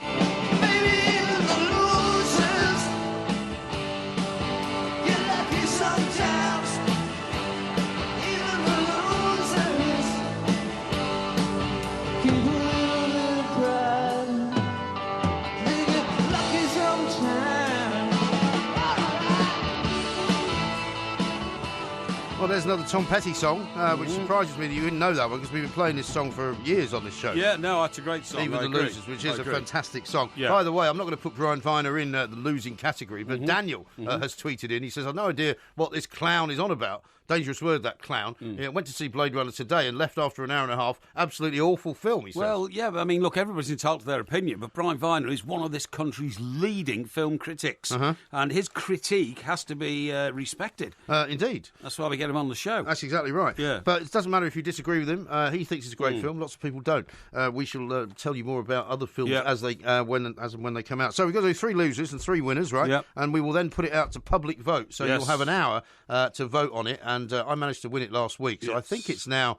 is it 3-3? 3-3, it is. I think it is it's even Stevens, 3-3. So do you want to have a go first with one of your losers? I'll let you go first. Okay, well, I'm going to go first with Theresa May. Right. Who has to be the big loser of the week because, you might say the Tory party is a big loser of the week. Yeah. But, I mean, after that absolutely horrendous speech and performance and the whole conference that the Tories organised, which couldn't have been worse, really, couldn't have gone down any worse. There was that idiot, first of all, who hands her a P45. Then there was the coughing fit where she literally couldn't speak. Yeah. Somebody gave her a throat lozenge to suck on. Yeah. She then realised, I can't speak with that in my mouth, so she had to spit it out into her hand. Yes. People were handing her glasses of water, and then, as if that wasn't enough, the letters started falling off behind her head. Do you know the explanation for that? They said that when the bloke approached the stage, so many people rushed towards him from behind her that they knocked all the they knocked the letters off the wall. I agree. But it was a shambles. I mean, the point is that whoever's working around her is clearly not getting it right. It then turned out to make matters even more ridiculous, as if nothing else could have gone wrong. Yes. It turns out that part of a portion of the speech was stolen from the West Wing. That's right, yeah. So, I mean, I'm sorry, Theresa May, you are the massive loser of the week. Yes, and that's now, right. of course, Grant Shapps is plotting to get rid of her. She might hang on for a while, but she's a dead duck. Yeah, that's She's right. an absolute disgrace. Absolutely. Walking wounded. Well, you say that. I mean, all politicians in the end, all political careers end in failure. Well, they do eventually, yeah. Afraid, but hers is going to end sooner rather than later, I think. Exactly. All right, let's go with one of yours. OK, my first loser, Boris Becker. It has to be Boris Becker. Uh-huh. Boris Becker has racked up debts of about 50 million quid. He's already been declared bankrupt in this country, but he's now, according to reports that were published today, being chased all around the world by creditors who want money from him, including one businessman who I think was formerly an advisor to him, who says he's owed 34 million quid, including people who want him to sell his property in Mallorca to raise 7 million quid, but in fact 6.7 million of that is already mortgaged. And isn't this the result of him being badly advised in the first place? Well, it says that he, according to the reports I read, and I read them extensively, invested tens of millions of pounds in oil projects in Nigeria. He's been into other business ventures which have failed. He's invested in property which has not, brought him the returns that he hoped. But I just can't understand how a guy like Boris Becker, who earned over 20 million quid in his career as a tennis player, and was earning it at a very, very young age. Yeah, very young age. He was Wimbledon champion when he was 17 and double champion when he was 18. Yeah. And how on earth that you managed to rack up such huge debts? I don't know. It is the ultimate loser. Yeah, I'm afraid so. And it seems an extraordinary state of affairs, doesn't it? But more on that one later. Now, my next villain, is loser, is going to be the King of Spain, right? Right. The Spanish king, who is named King Felipe VI. Yep. Decided to enter into this whole Catalonian debate. Yes. And decided to tell everybody basically that they had no right to have a referendum. Yep. That Catalonia is not going to become a separate entity. Even though people like even Barcelona Football Club now have said that they want a massive sort of investigation into how this horrible police brutality could have happened. The king makes out that everything's fine, and as people have pointed out, he is actually the king of Spain.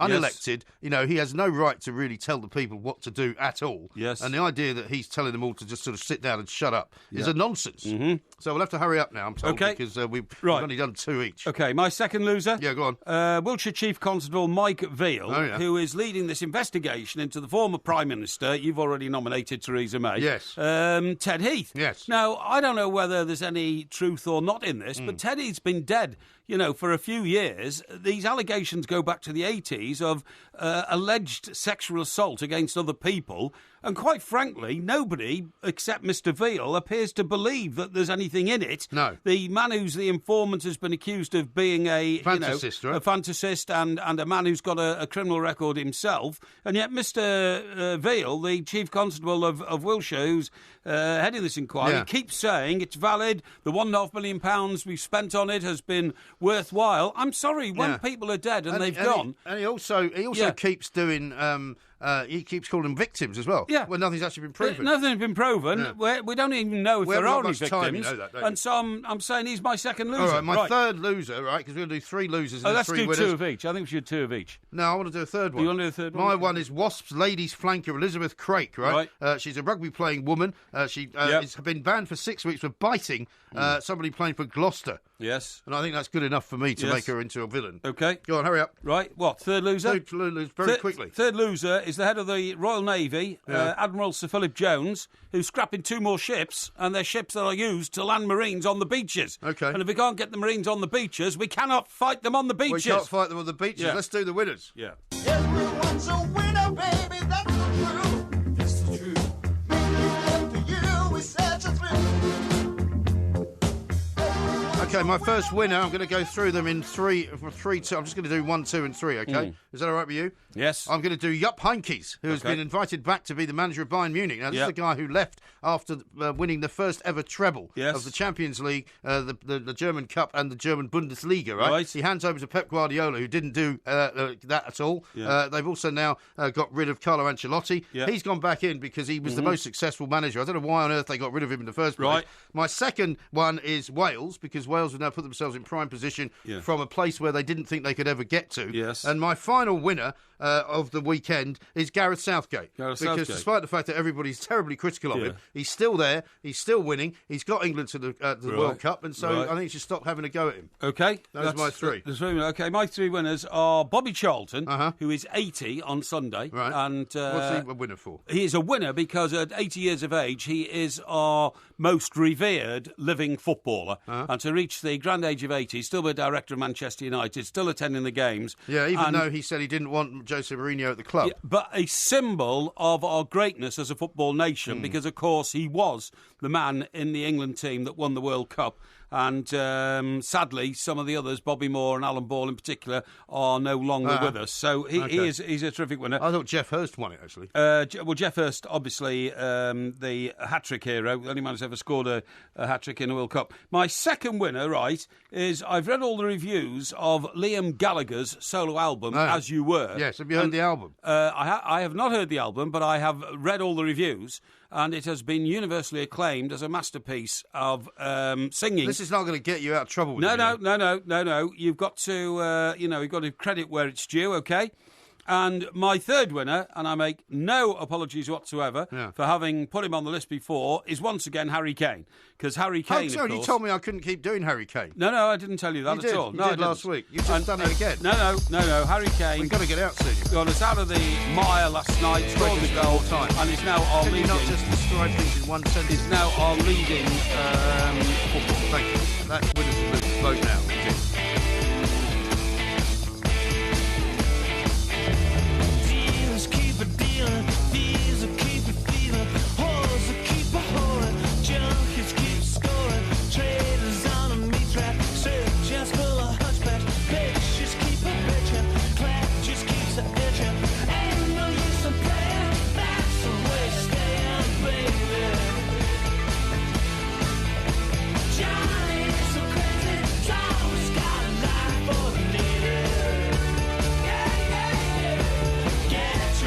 You know this song? Is that Tom? You must have heard it. No, it's Primal Scream. Oh, Primal Scream. Primal Scream. Scottish band, actually. Scottish band, yeah. We've had a tweet from someone, I can't find it right now, who say that actually the Primal Scream guy gave Tears for Fears their name as well. Did he? Yeah.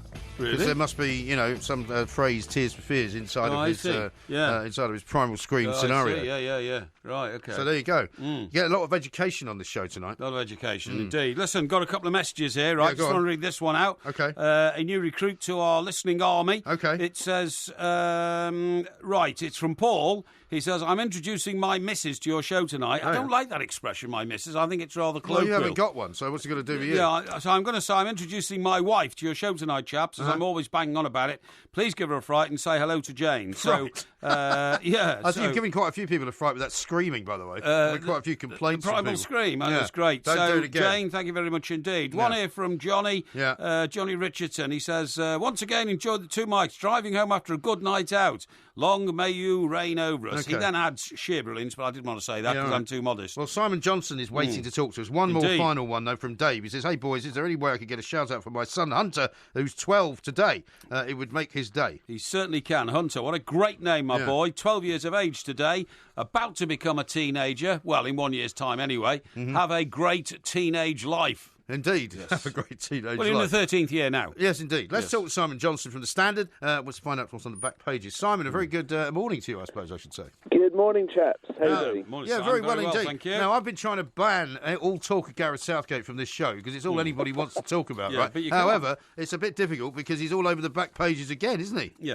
Yes, because as a country, we're basking in our World Cup qualifying glory. Is that what you call it? Yes, we're all, excited, full of belief and confidence, but not at all. If you look at some of the back pages, I'll lead with Southgate. This is the one that hit me. You're absolutely in the mirror. And I mean, he's actually admitting now that I don't think the England fans are ever going to like me. Yeah, I think he's... I don't actually agree with him, but anyway, I'll explain why he thinks they don't like him. He thinks that basically, perhaps he said this in a bit of jest, but he said basically he's being still not been forgiven for that penalty miss in Euro '96, and of course being part of an England era that failed to quite fulfil their potential. I don't think that's true. Do you? No, I think he is liked, because I think there's a lot of England fans that question whether he's actually worthy of the job. Right. And so far, don't you think the Peter advert? Well. Don't you think the Peter advert did him no good at all? Because when you get England players cashing in on failure and taking money for expensive TV adverts by celebrating that failure, that to me struck the wrong chord. Well, yeah, I mean, it wasn't. It obviously paid off for him, but it didn't pay off for the country in terms of what happened. But I don't think that anyone's really thinking about Euro '96 at the moment. I think they're just reflecting on 12 months of football under Gareth. That basically, yes, we've got results against very average opposition, but I can't remember a single performance where I've come away from watching England thinking, oh yeah, that was good, that there's progress being made. And I think that is why England fans perhaps have not taken to Gareth Southgate. Now, I also would hasten to add, I'm not sure there are many coaches at the moment that could take charge of this England squad and turn them into world beaters. But what you would expect is 24 hours ago, or just over, for them to turn up at Wembley and sort of qualify with some kind of style and some panache, and not have fans resorting to throwing paper aeroplanes to keep themselves amused. Right, yeah. Well, I mean, it has been said, has it not? And I see the Sun have picked up on this with Harry Kane. He's basically saying he's going to carry the expectations of a nation, and he's going to probably do his best to get England as close to the final of the World Cup as possible. You know, with a guy like Harry Kane, you can see that happening, but, you know, it's the players around him that need to give him the ball. Yes, and there was one telling moment actually in the game against Slovenia on Thursday night, where Harry Kane put in I think it was a great part. I think it was to Marcus Rashford, and I remember sort of thinking that's the kind of pass that Harry Kane would love to get from someone, but no one's capable. But then I'd sort of move you on actually with this theme in mind to a story on the back page of the Times, Wilshere in Southgate's plans. And I think this is exactly the kind of player, despite all his injury problems, that England will be pinning their hopes on, that if he can stay fit, and certainly Gareth Southgate is hoping to bring Jack Wilshere back into the fold. Now, he actually considered naming him in the squad for the recent games, despite only playing 202 minutes for Arsenal so far this season. He thought better of it. Yeah. But I would imagine if Jack Wilshere continues to play over the next few weeks, he will be in the squads for the... I've got a theory, in Brazil. Simon, I've got a theory about Jack Wilshere here. I think Jack Wilshere is only perked up because he is worried about the prospect of getting a new contract at Arsenal. And I think he's resorted to being like a normal person for the last sort of 3 or 4 months to try and get himself match fit enough to get back in the Arsenal squad first and then maybe England, because I think he needs that Arsenal contract. And I think after he gets the Arsenal contract, I think he'll revert to type.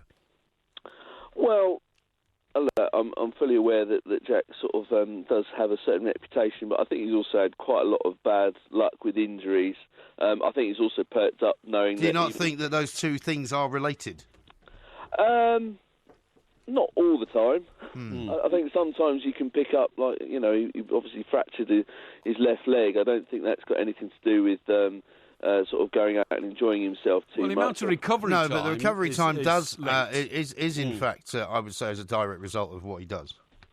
Possibly, but the actual injury itself, you know, is not caused by him. No, I mean, he didn't get cut. He didn't get cut in half in a nightclub by somebody sliding into him. That's true. Yeah, exactly. I mean, that's not the point, though, is it? Exactly, but I think he's also perked up because he knows his career is at a bit of a crossroads, which is a frightening thing to say for a chap that's only 24, 25 years old. But this was the guy that, you know, was being compared to, well, was being labelled as our sort of Xavi and Iniesta a few years ago, and he's certainly not lived up to that kind of billing. But in the last year of his Arsenal contract, even if he doesn't get a new one, which I think he's still hoping for, there will be a number of clubs that will be in for him if that's the case. But getting back to England, you have to say that whether Jack Wilshere behaves himself off the pitch, the frightening thing is that he's the kind of guy that we need, and we're now relying on to spark that midfield to sort of cause any kind of threat and kind of the delivery that Harry Kane wants in Russia next summer. Yeah. Now, the main headline is not about England on the back page of The Sun. They claim it as an exclusive, and it's all about Jonjo Shelvey talking about what happens off the pitch. Yeah, and we're talking about a couple more of England hopefuls, and perhaps this is again part of the problem with the national team, is you got Jonjo Shelvey in separating a fight between Jamal Lascelles, who's another possible England hopeful. He got in the middle of a squaring up, a scrap at the training ground between Lascelles and Mojiami, and he's fractured a bone in his hand. Well, how does that work? Honest to God, I mean, this is it's a very difficult story to believe, isn't it? What do you mean? Well, if you get involved in trying to separate two people who are having a punch-up, you don't yourself throw punches. Well, no, but you can break many small bones in your hand, like your foot, can't you? Well, I'm not sure you can. Yeah, I think it's a crazy... I mean, can you believe this one, Simon? Well, obviously I wasn't there, but to fracture a bone in your left hand, one can only imagine that Jonjo Shelvey may have done a bit more than get in between them. Sort of thing Ben Stokes does by smashing... do you know how many bones there are in your hand? By smashing lockers. Yeah, but do you know how many bones there are in your hand? Quite a lot. 27. Yeah, so what? So he could have... What do you mean, so what? Well, yeah, so but he to could have fracture broken a bone, mate, something's got to hit your hand with great force. Not really. It has. No, if you're grappling with something, Rubbish. it can happen. In the same way that people break bones in their feet, Simon, you'll know this from various footballing encounters, where you don't actually... Your foot is not broken to the point where you can't move it, but you've broken a bone in your foot. You know what I mean?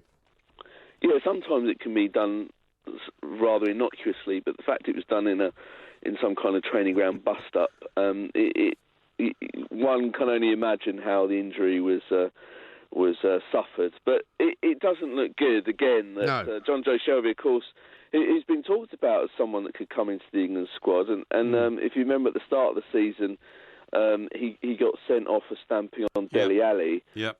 So this is just... It doesn't look good for him. It's sort of another sort of unnecessary incident that he's got involved in, even though his intentions may have been good at the time. Absolutely. Now, there's a terrific story on the back of the Star, but I mean, again... Are you going to cast aspersions on this one as well? No. Exclusive. Lines go nuclear. England's World Cup base in Russia is near a nuclear power plant, and it's been compared to Chernobyl. So...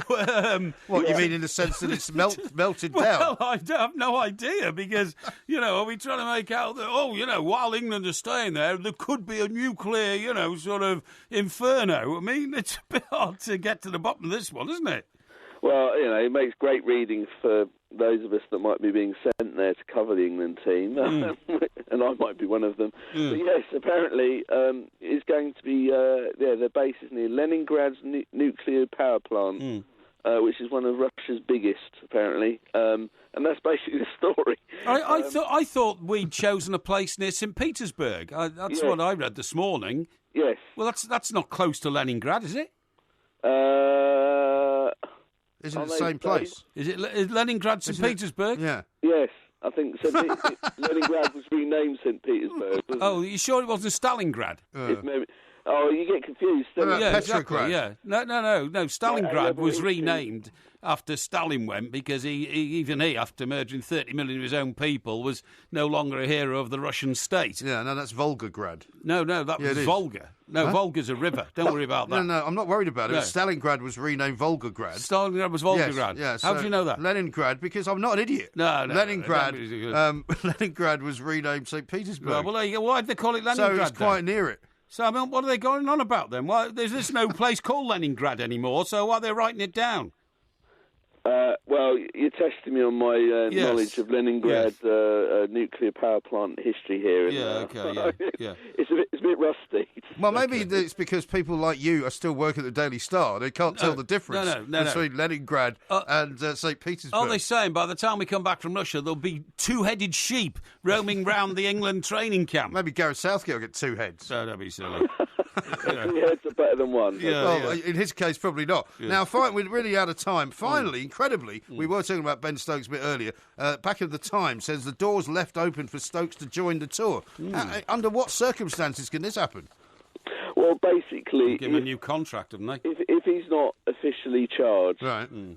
then he can still join up. But whilst the incident in Bristol is still under investigation by the police and the ECB, he's not travelling. But if he's then charged, then he won't travel. If nothing comes of it, which I'll find very hard to believe, but if nothing comes of it, then he can. The ECB basically said yes, he can still join the tour at a later date. Now, the England squad leave on October 28th.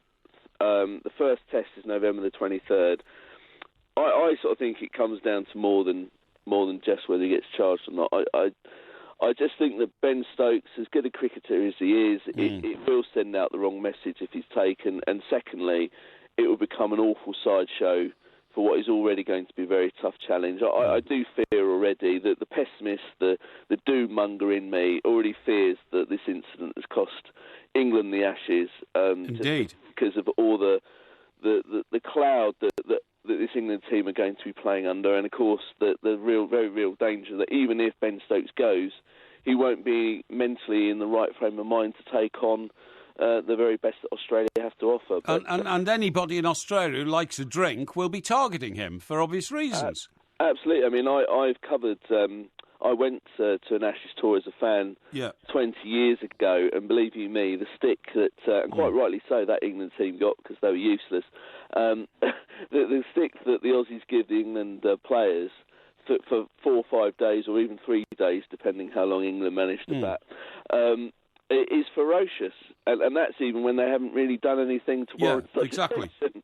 So, if Ben Stokes does make the flight at all, he's in for a torrid few months. He is. I just can't see it happening. I can't see it it'd just happening be incredible, either. wouldn't it? It'd be Listen, madness. Simon, thank you very much indeed. We're slightly out of time, I'm afraid. Simon Johnson there from The Standard. We'll talk some more about Ben Stokes and the possibilities of all of that coming up shortly. Also, of course, we'll tell you what we've chosen to do on listography. It's all coming up right here on TalkSport.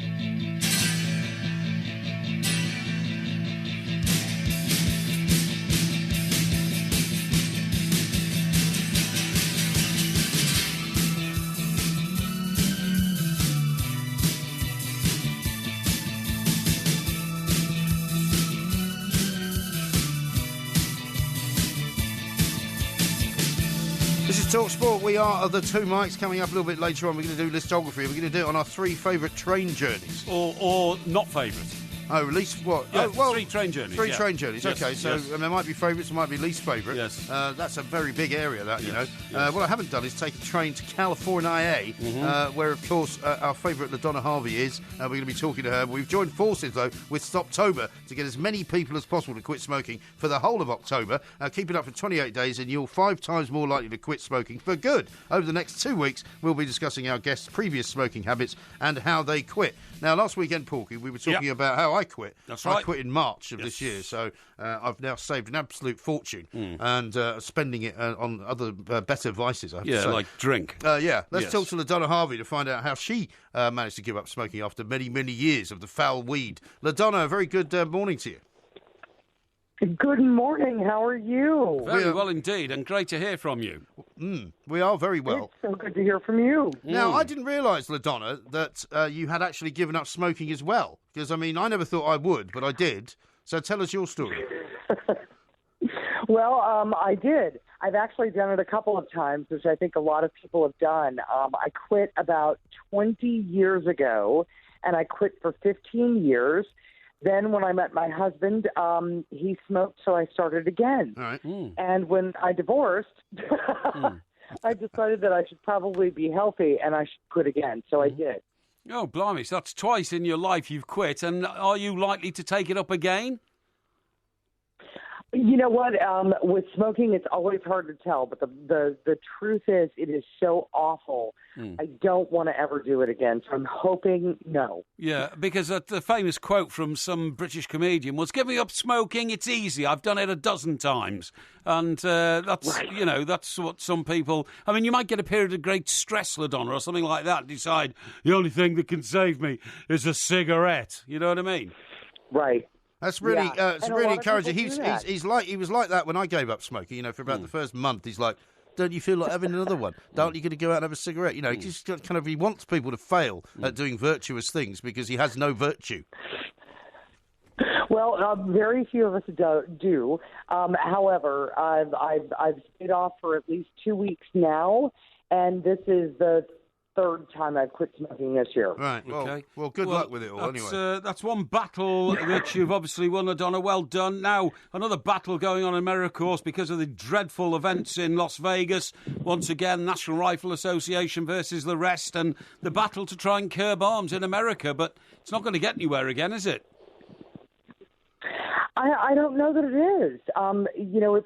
Firearms are such a cultural thing for us that, for those who have never, ever thought of shooting up anybody, let alone, shooting a live being, it's really hard to picture people in America giving up their guns. And I think that it's a topic that probably would start a civil war, honestly, in this country. Although the NRA seems to have moved slightly on this business of the guns that this guy had that he had somehow turned into automatic machine guns, because there's something you can buy that turns a semi-automatic into an automatic. Fully automatic. They seem to be of a mind to consider at least changing the law about that stuff. Well, and I would too. I'm a Second Amendment supporter. I don't own a gun. I've never owned a gun. I have, however, been around firearms my entire life, and I love to target shoot. I've never even shot anything that's alive with a gun outside of a piece of paper. So, please keep that in mind. I, however, do not understand why anybody would need 10, 15, 20 guns. Well, 30 or 40 or 50 like he appeared to have had. 30 or 40 or 50. Yeah. Right. I have no idea why you would need that many weapons. I believe that you should be able to protect yourself in your home. If you want to go target shoot, you should go have fun. If you want to hunt, you should have fun and do that. But I don't know why you would need more than 3 or 4 or 5 guns. I have no clue. I know, and even more than one, some would say. Let's talk briefly, because we're nearly out of time, LaDonna, about Cam Newton, who is the sort of poster boy for sexism this week, after what he said to a female reporter. Yeah, she asked him a question. She's a sports reporter. She actually knows what she was talking about, and she was talking about a receiver and how he was running routes, and that's I guess for anybody who watches your kind of football, it's, where are you supposed to be when somebody kicks the ball to you? Right. For us, it's where should you be when somebody throws the ball to you? And for some reason, he reacted very strangely to it and said, it's so weird to hear a female ask that question. Well, I don't know. About half your audience is female, Cam, so I don't think I'd wonder about it too much. Right. Yeah, and of course, I presume, he may have female members of his family who actually watch the NFL and maybe even understand it because, of course, their brother plays in it. Yeah. It is amazing, isn't it, that there are still people out there who think that that's an okay thing to say on a camera, never mind even think it. Absolutely, and to say it so publicly to the rest of the world. Anyway, that's another one for us to digest from the other side of the Atlantic. Ponder. Yeah. Now, LaDonna, thank you very much indeed for joining us tonight. Remember, please, everybody, Stoptober, which we started with LaDonna, is back and bigger than ever. For support and advice on quitting for good, join Stoptober today. Stop with all the support you need to quit smoking by searching Stoptober or download the Stoptober app.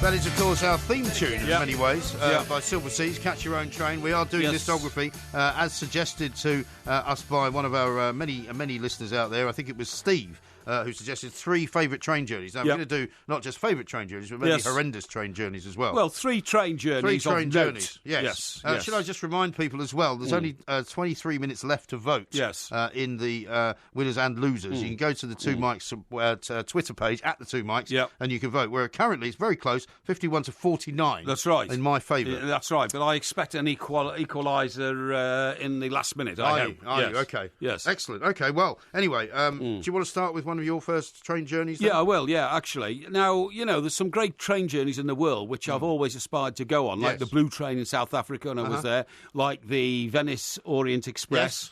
the Canadian Rockies one, and I've never ever been on them. Trans-Siberian Railway. Trans-Siberian Railway, which Roger Taverner went on when I was at the Daily Express. We put him on that, and it was horrendous. But anyway, look, the one train journey which I remember so well and loved to bits was first time I went off with the lads on holiday in this country together. I'd been to a few in Mallorca, you know, and Ibiza and that kind of stuff. Yes. But we decided one year to go down to Torquay. Okay. And to get there, we got on a train in Chester, believe it or not. This is when I was working as a reporter on the Chester Chronicle. Yes. And I don't know how this route came about, but it went from Chester to Torquay. Right. Because we decided to go on holiday to Torquay. And Did you have to come through Crewe or something? Well, it must have been through Crewe and then places like Rugby and then out to the sort of the West Country, maybe through, places like Bristol or something like that. And eventually, and it was a night sleeper train, although there was no sleeping compartment. You slept on the train, so to speak. But we woke up to the most fantastic view of the sea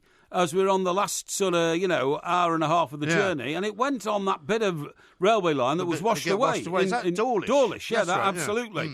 And that's a fantastic piece of railway. A fantastic piece of railway. I couldn't believe we were so close to the sea. I couldn't believe we were so close to the coast. And, of course, decades later, that bit of railway was washed away in a storm. I think not for the first time as well. Yeah, but it was the most magical journey because we were embarking on holiday. We left on Friday night. We got there at Saturday morning for breakfast. Yeah. It was the start of a fantastic week in Torquay. And it was the same week, believe it or not, when Elvis died. And I told you the famous story of going and comforting young ladies who were crying in nightclubs because I had just told them that Elvis had died, Why were they crying? Well, because they Elvis, I don't think anybody cared in this country. They did, yeah. Really? It affected an awful lot of people, that's right, really? But that was a great train journey. Okay. Well, my first was going to be in the United States of America. Right. You will know both cities very well, New York and Washington, D.C. Oh, absolutely. And I worked out very quickly that flying backwards and forwards, because we used to have to go to Washington, D.C. quite a lot for court cases or political stuff with the White House and all the rest of it. I worked out, because I lived quite close to Penn Station, which is right by Madison Square Garden, it was much quicker for me to just jump on a train, the Amtrak Metroliner, which took about 3 hours, I think, from the centre of New York into the centre of Washington, than it was to schlep all the way out in a cab to the airport, get to the airport an hour before, even though the flight was only 40 minutes. Yes. Arrive in what is now Reagan National Airport, take another taxi in. Yeah. It actually was quicker to get into the centre of DC and take the train. And what was wonderful about it was that you would leave Penn Station, which is underground basically, and you would emerge on the other side of the river, the Hudson River in New Jersey, and then you would go all the way down through the Jersey Shore, which was amazing enough. But then the most beautiful part was all these bridges down through Maryland, where you would pass the sort of Maryland crab country and all that, and it was fabulous. And I used to really enjoy it. Do you think so? I thought it was a really boring journey. No, not at all. I didn't like the countryside much at all. I didn't think most of it was built up. Well, no, it's when you get to the coastline is what I'm talking about. So it's like north of Baltimore. You start to hit these beautiful bridges, and you'd go across all these gorgeous bays, loads of white boats and white houses and all sorts of wonderful things. And you'd be looking out of the Atlantic, and I used to find it wonderful. And I also loved because you always went sort of business class basically. And you had a lovely relaxing time. You could work in those days. They had actually charging points for computers and all kinds of things, and it was a wonderful journey. I did it a lot. Okay, great. I was never that turned on by it. Maybe it's because I went at night or something like that. Maybe. I did that journey quite a lot. Or maybe you were comatose. Oh, comatose, yeah. Okay, so my second journey, right. Now, one time, you and I raced back from Heathrow to get on a train to go to Glasgow. That's right. Because the snow, the weather had made it impossible for planes to take off. Fog, yeah. Now, on a previous occasion, Mr. Brazil and I decided we would go to... did we go direct to Glasgow? We did, didn't we? Well, on the train? Yes. So, but on a previous occasion, what happened? We went on the train and we went to Glasgow, but we went on a train that went up the East Coast. You can do that. York, some of them do that. Newcastle, Edinburgh. That's right, and then across and through then Motherwell. Glasgow. And you go across through Motherwell. That's right, yeah. And it was horrendous. Really? It was just too long. It was 5 hours. And the consequence of that was that, we had a libation on the train. Yeah. But, we get easily distracted and bored on the train when you're sitting there and nothing to do.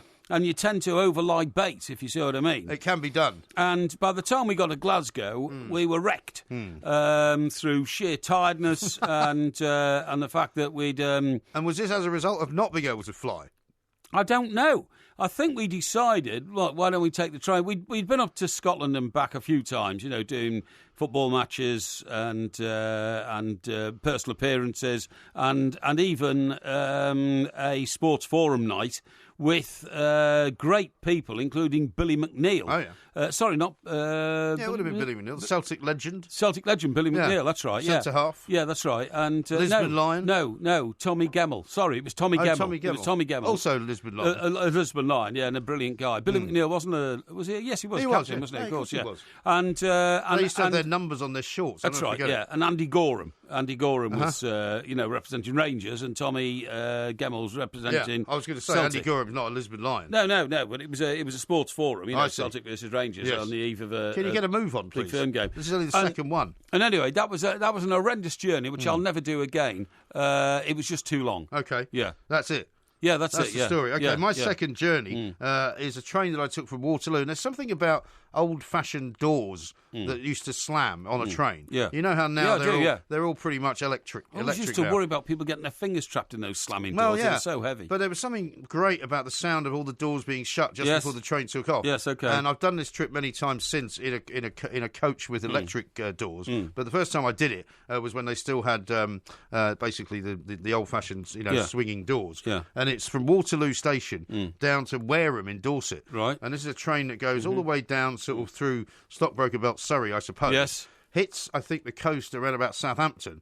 And then turns to the right and basically heads down towards Bournemouth and Wareham. And Wareham, and again, it's a wonderful, and it's something to do with the sea and trains for me, I think. Yeah. And you go along this coastline and you see lots of little marinas, and Wareham basically drops you somewhere quite near to Corfe Castle, that kind of part of the world, and Weymouth and all that. And it's lovely, and it's just a beautiful train journey. It takes quite a long time, but you can really suck in the kind of atmosphere of the beauty of the English countryside. Okay. Fantastic. And the sea. Now, my third one, is I'm maybe stretching a point here, but I'm talking about the Moscow Underground Railway Service, right? The Moscow Metro. It is the most brilliant train service in the world. Okay. And the reason is that all the stations on the Moscow Metro, I've been to Moscow about 3 or 4 times, were built by workers for workers to celebrate the revolution. Right. And so the architecture of them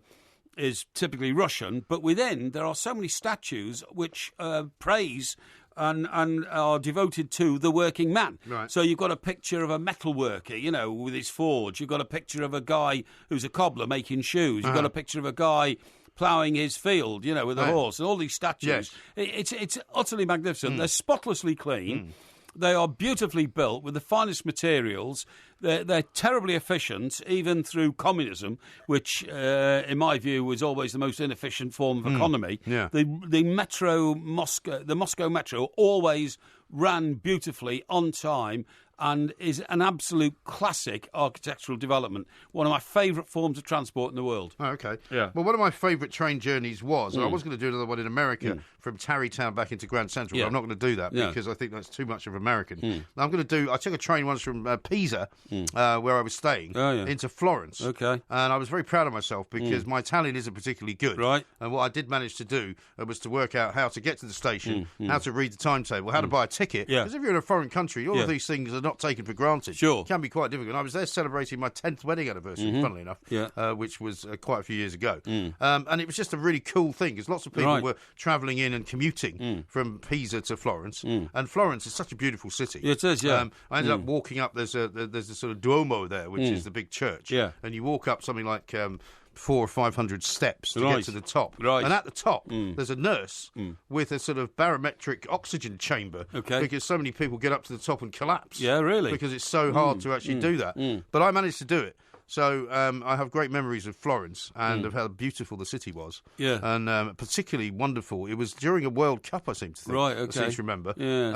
And so I was able to go into a bar. Must have been 1990 then.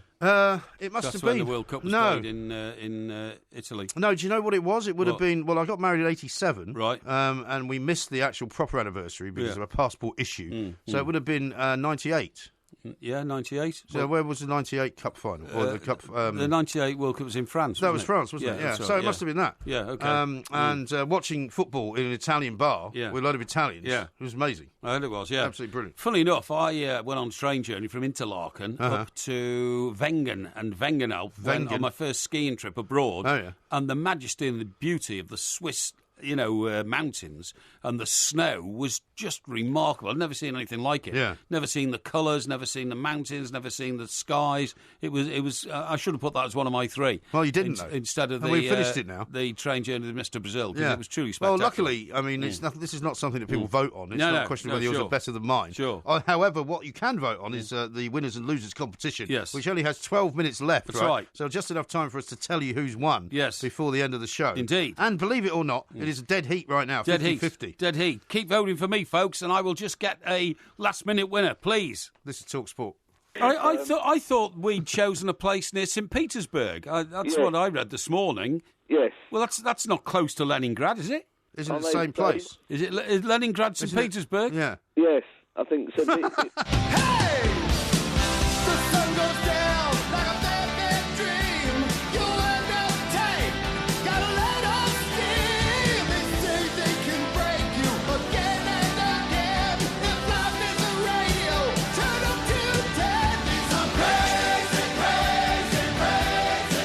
TalkSport is now twice the size and absolutely free. TalkSport 2 is the home of the Super League, Premiership Rugby, La Liga, the NFL and so much more. And you can tune in right now by retuning retuning your DAB or by downloading the TalkSport app. There is a fantastic variety of live sport across both stations this weekend.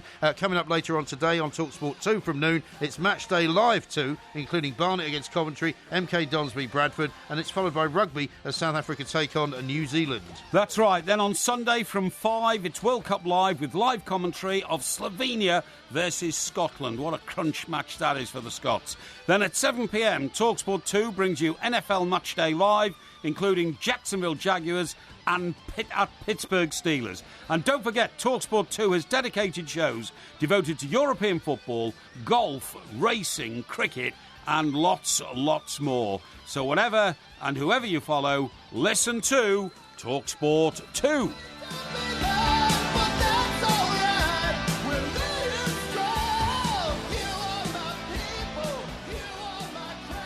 This is TalkSport. We are the two mics. There's not much time, just about 8 minutes left to vote for winners and losers. It looks to me as if you've taken a bit of a lead from what we were 50-50 at before. It's only gone 54-46. Wow. So there's some gerrymandering going on. Well, it's not gerrymandering going on. Be. It's a late surge from the Porky tribe. Yeah, late surge. Thank you very much indeed. Late surges don't happen. They do. No, they do. Not unless you've got bots. How could I have any influence on it? I couldn't, could I? Well, of course you could, because that's what you always do. No. Here's a couple from the listography scenario. Andrew says, driving through the cotton fields of North Carolina. Listography, fantastic as always. Dave says, I've been that route many times to Brixham. The Red Rock of Dawlish is lovely. Yeah. And here's one from Dave, who says, indeed, Mike, the train doors slamming, all part of my magical West Country holidays. It isn't the same without them. It's not really, is it? It's not. The sound and the smell of those old sort of train cars. But there's nowhere to go once you were in. There's no corridor. You couldn't walk up and down the train. Well, I quite liked it when they had the corridor on one side. The compartments in the corridor on one side. Yeah, that's right. But some of the trains, I used to take one out of Paddington, were just compartments with a door on either side. There was no corridor up and down the train. No, that's true. Once you were in that compartment, in fact, there was a great story from the Express. There was a guy went home completely inebriated. Yes. You know, he'd been in like pubs in Fleet Street all night, as most of us were in those days. And he got on the train, fell asleep. He was going out to Windsor or somewhere. And the train had stopped, on an approach to a station. And I woke up, sort of woke up in a panic. Well, we were in a panic and rushed for the door. And one of the other people in his compartment said, no, don't get out there. Right. There's no platform there. Right. He said, oh, thank you very much. And he turned round, rushed out to the other side of the compartment, opened the door, jumped out and broke his leg. Oh, God. Because he thought they were in a station. And he thought the bloke had warned him the platform's on the other side. That's there was awful. no platform. That's dreadful. So, and of course, remember we had another friend called Ken who fell under a train and lost his arm, didn't he? That's right. He was a very renowned sports writer. He's a renowned sports writer. Is he still around, actually? I don't think so, because I haven't heard much about him for years. But he was boxing man, I seem to remember. Big boxing man, but he also he was a regular columnist in those. He ended up with a column in the Independent, didn't he? Yeah, he did. But he wrote columns in those football magazines like Goal and Shoot and all that kind of stuff. You know. Yeah. Yeah, but he unfortunately lost one of his arms. He did. That was awful. Fell under a train. Yeah, incredible. Now, how about this one from AJ? Can I have an early shout out on the air for my Christmas card designs without any terrible singing from Porky, please? Well, I'm sure you can. Yeah. Hey, listen, this is the most fantastic comeback in history, folks, and I can't thank the Porky tribe enough. The current voting is 54-46 in my favour. Yes. It started off... It was 50-50. It started off as 65-35 in your favour. Well, yeah, but this is at the beginning, most remarkable comeback in the history it's rubbish. of listography. No, absolute rubbish. No, the point is, at the beginning, right, it varies and fluctuates wildly because of the smaller number of votes. Yes. As the number of votes gets bigger, it shouldn't fluctuate to that extent unless there's a massive sort of dump of votes by a load of bots, which is what I can only assume has happened. Well, you see, now, I've got something to ask you, because normally speaking, we would be doing a Porky quiz on a Friday night. Yeah. We didn't do it this Friday night simply because we weren't really able to get any sort of interaction going during the course of the week. We should have really talked about it on the Facebook Live thing yesterday and suggested a subject, but we think we might have a subject. Oh, we have a subject ready for the quiz. Yes, and tell us what it is. Tell you what it is, folks. I'll tell you what it's about. What's happened tonight on BBC Television? Give them a plug because it's a good programme. Why do you want to give them a plug? Well, I just thought I'd just let people know where it is. No, I have gone quite mad. Yeah, in fact, I'm going to unplug that. Yeah, now. unplug the BBC. Please. They plug themselves all the time. That's right. Thanks to your tax dollars at work. That's right. It's a TV programme. I'm not going to say which station it's on, and it's called Porridge. Now, the amazing thing is that I used to love the original Porridge with Ronnie Barker, right? Yes. And he played Fletch, you know. And Kate Beckinsale's Stanley, dad. Norman, Fletcher, and Kate Beckinsale's dad, that's right, who played his mate, or his cellmate. Well, he was his cellmate. Cellmate, that's right. And who died very young, by the way. He died in bed of a heart attack. Shockingly young, yeah. And anyway, that's been revived, obviously with new actors and new people, because the other ones are now all dead or old or too old or something. And a charming turn of phrase. Yeah, well, I'm afraid it's true. And it started again this evening, or yesterday evening, I should say. An hour ago was yesterday.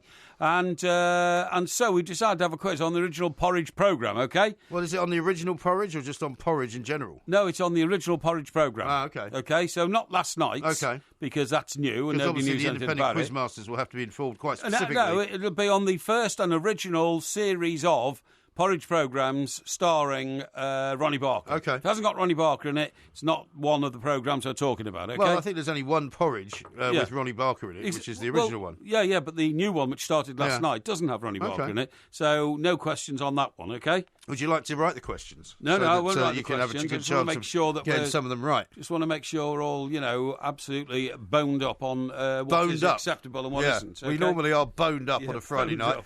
I'll tell you what, though, we will be also doing an extra hour tomorrow on the show. Well, later on today, actually. Yes. On the warm-up. Normally do 11 till 1. Yes. This week is 11 till 2. Yes. So the people who have been complaining about the podcast not being long enough should be happier this weekend. Yes. Because there'll be 9 hours of podcasting coming out. Yeah. Now, I've got a slight strange request here from somebody called Mustafa, who's asked for 2 birthday shout-outs for his cousin, right? Right. But in the first one, he says he's 46.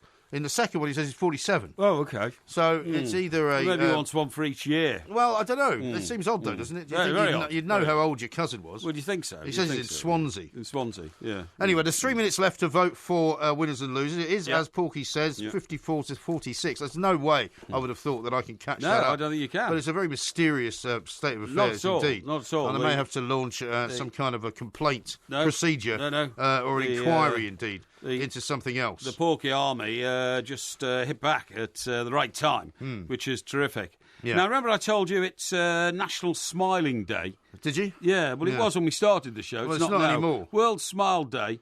And for some unknown reason, it was inaugurated in 1999 by Harvey Ball. Who? Harvey Ball. Who's he? A commercial artist from Worcester, Massachusetts. Really? Created and popularised the 2 dots and a grin smiley logo. Which has now become the sort of ecstasy exactly. image, hasn't it? That's right, yeah. There's old, what's his name, Fat Boy Slim's got one on the roof of his house, hasn't he? Like a sort of welcome to aliens, supposedly. So a big smiley face, like a helicopter pad. on the top of his house in Brighton. Is that right? So you can tell where he lives. Right. Do you know the word smile or smiling doesn't even appear in the Bible? What? Not the word smile and smiling. Why not? Well, because nobody ever smiled during the biblical years, I suppose. You know what I mean? Well, I could do a whole show on that. We haven't got time at the moment because we're going to have to stop so that we can add up all the votes for winners and losers. Yeah. This is Talk Sport.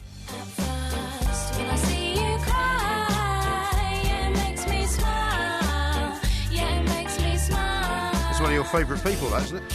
Who's that? Smiley? No, Lily Allen. Who's that? Lily Allen. Lily yeah. Allen, yeah, good person, is she? Yeah, well, don't you think so? Bit of a virtue signaller. She's somebody Allen's daughter, isn't she? Hey? She's Clive Allen. No, not Clive Keith Allen. Keith Allen. Yeah. Clive Allen's a footballer. That's Keith right. Allen was not. I know. Yeah. You just said to me, and maybe because of the fact that nobody smiled during biblical times, that was why they wrote that song, Always Smile on the Bright Side of Life, which of course isn't the name of the song. No, it's not. It's always... it's always look on the bright side of life. Always look on the bright side of life. Yes. Anyway, listen, it's time for Tom Latcham to take over. Certainly Mr. is. Latcham, a very good evening to you. Yes. Or good morning. You have won, but I've managed to claw one back. Winners and losers, 54 to 46%. Is the winning total. That's fantastic. Final What a results. turnaround. 65-35 in your favour to start off with, and I managed to, by the power of persuasion... It doesn't really matter, to get the vote turned on its head. Brilliant. Okay. I'm good about that. You're happy about that now? You can go home happy. Yeah. See you in the morning. Yeah, we'll be definitely. back at 10 o'clock, 11 o'clock. 11 o'clock tomorrow. For the warm-up. Yes. Stoptober, the 28-day Stop Smoking Challenge is back, and it's bigger than ever. Perfect timing! The two mics will be investigating just what it takes to quit in a series of intriguing, candid one-on-one interviews with sports celebrities who've quit the smoking habit for good. It's a huge goal for him! Join the thousands of people who are stopping smoking this Stoptober with the two mics on TalkSport. Come on, join in. Search Stoptober for all the support you need to stop smoking.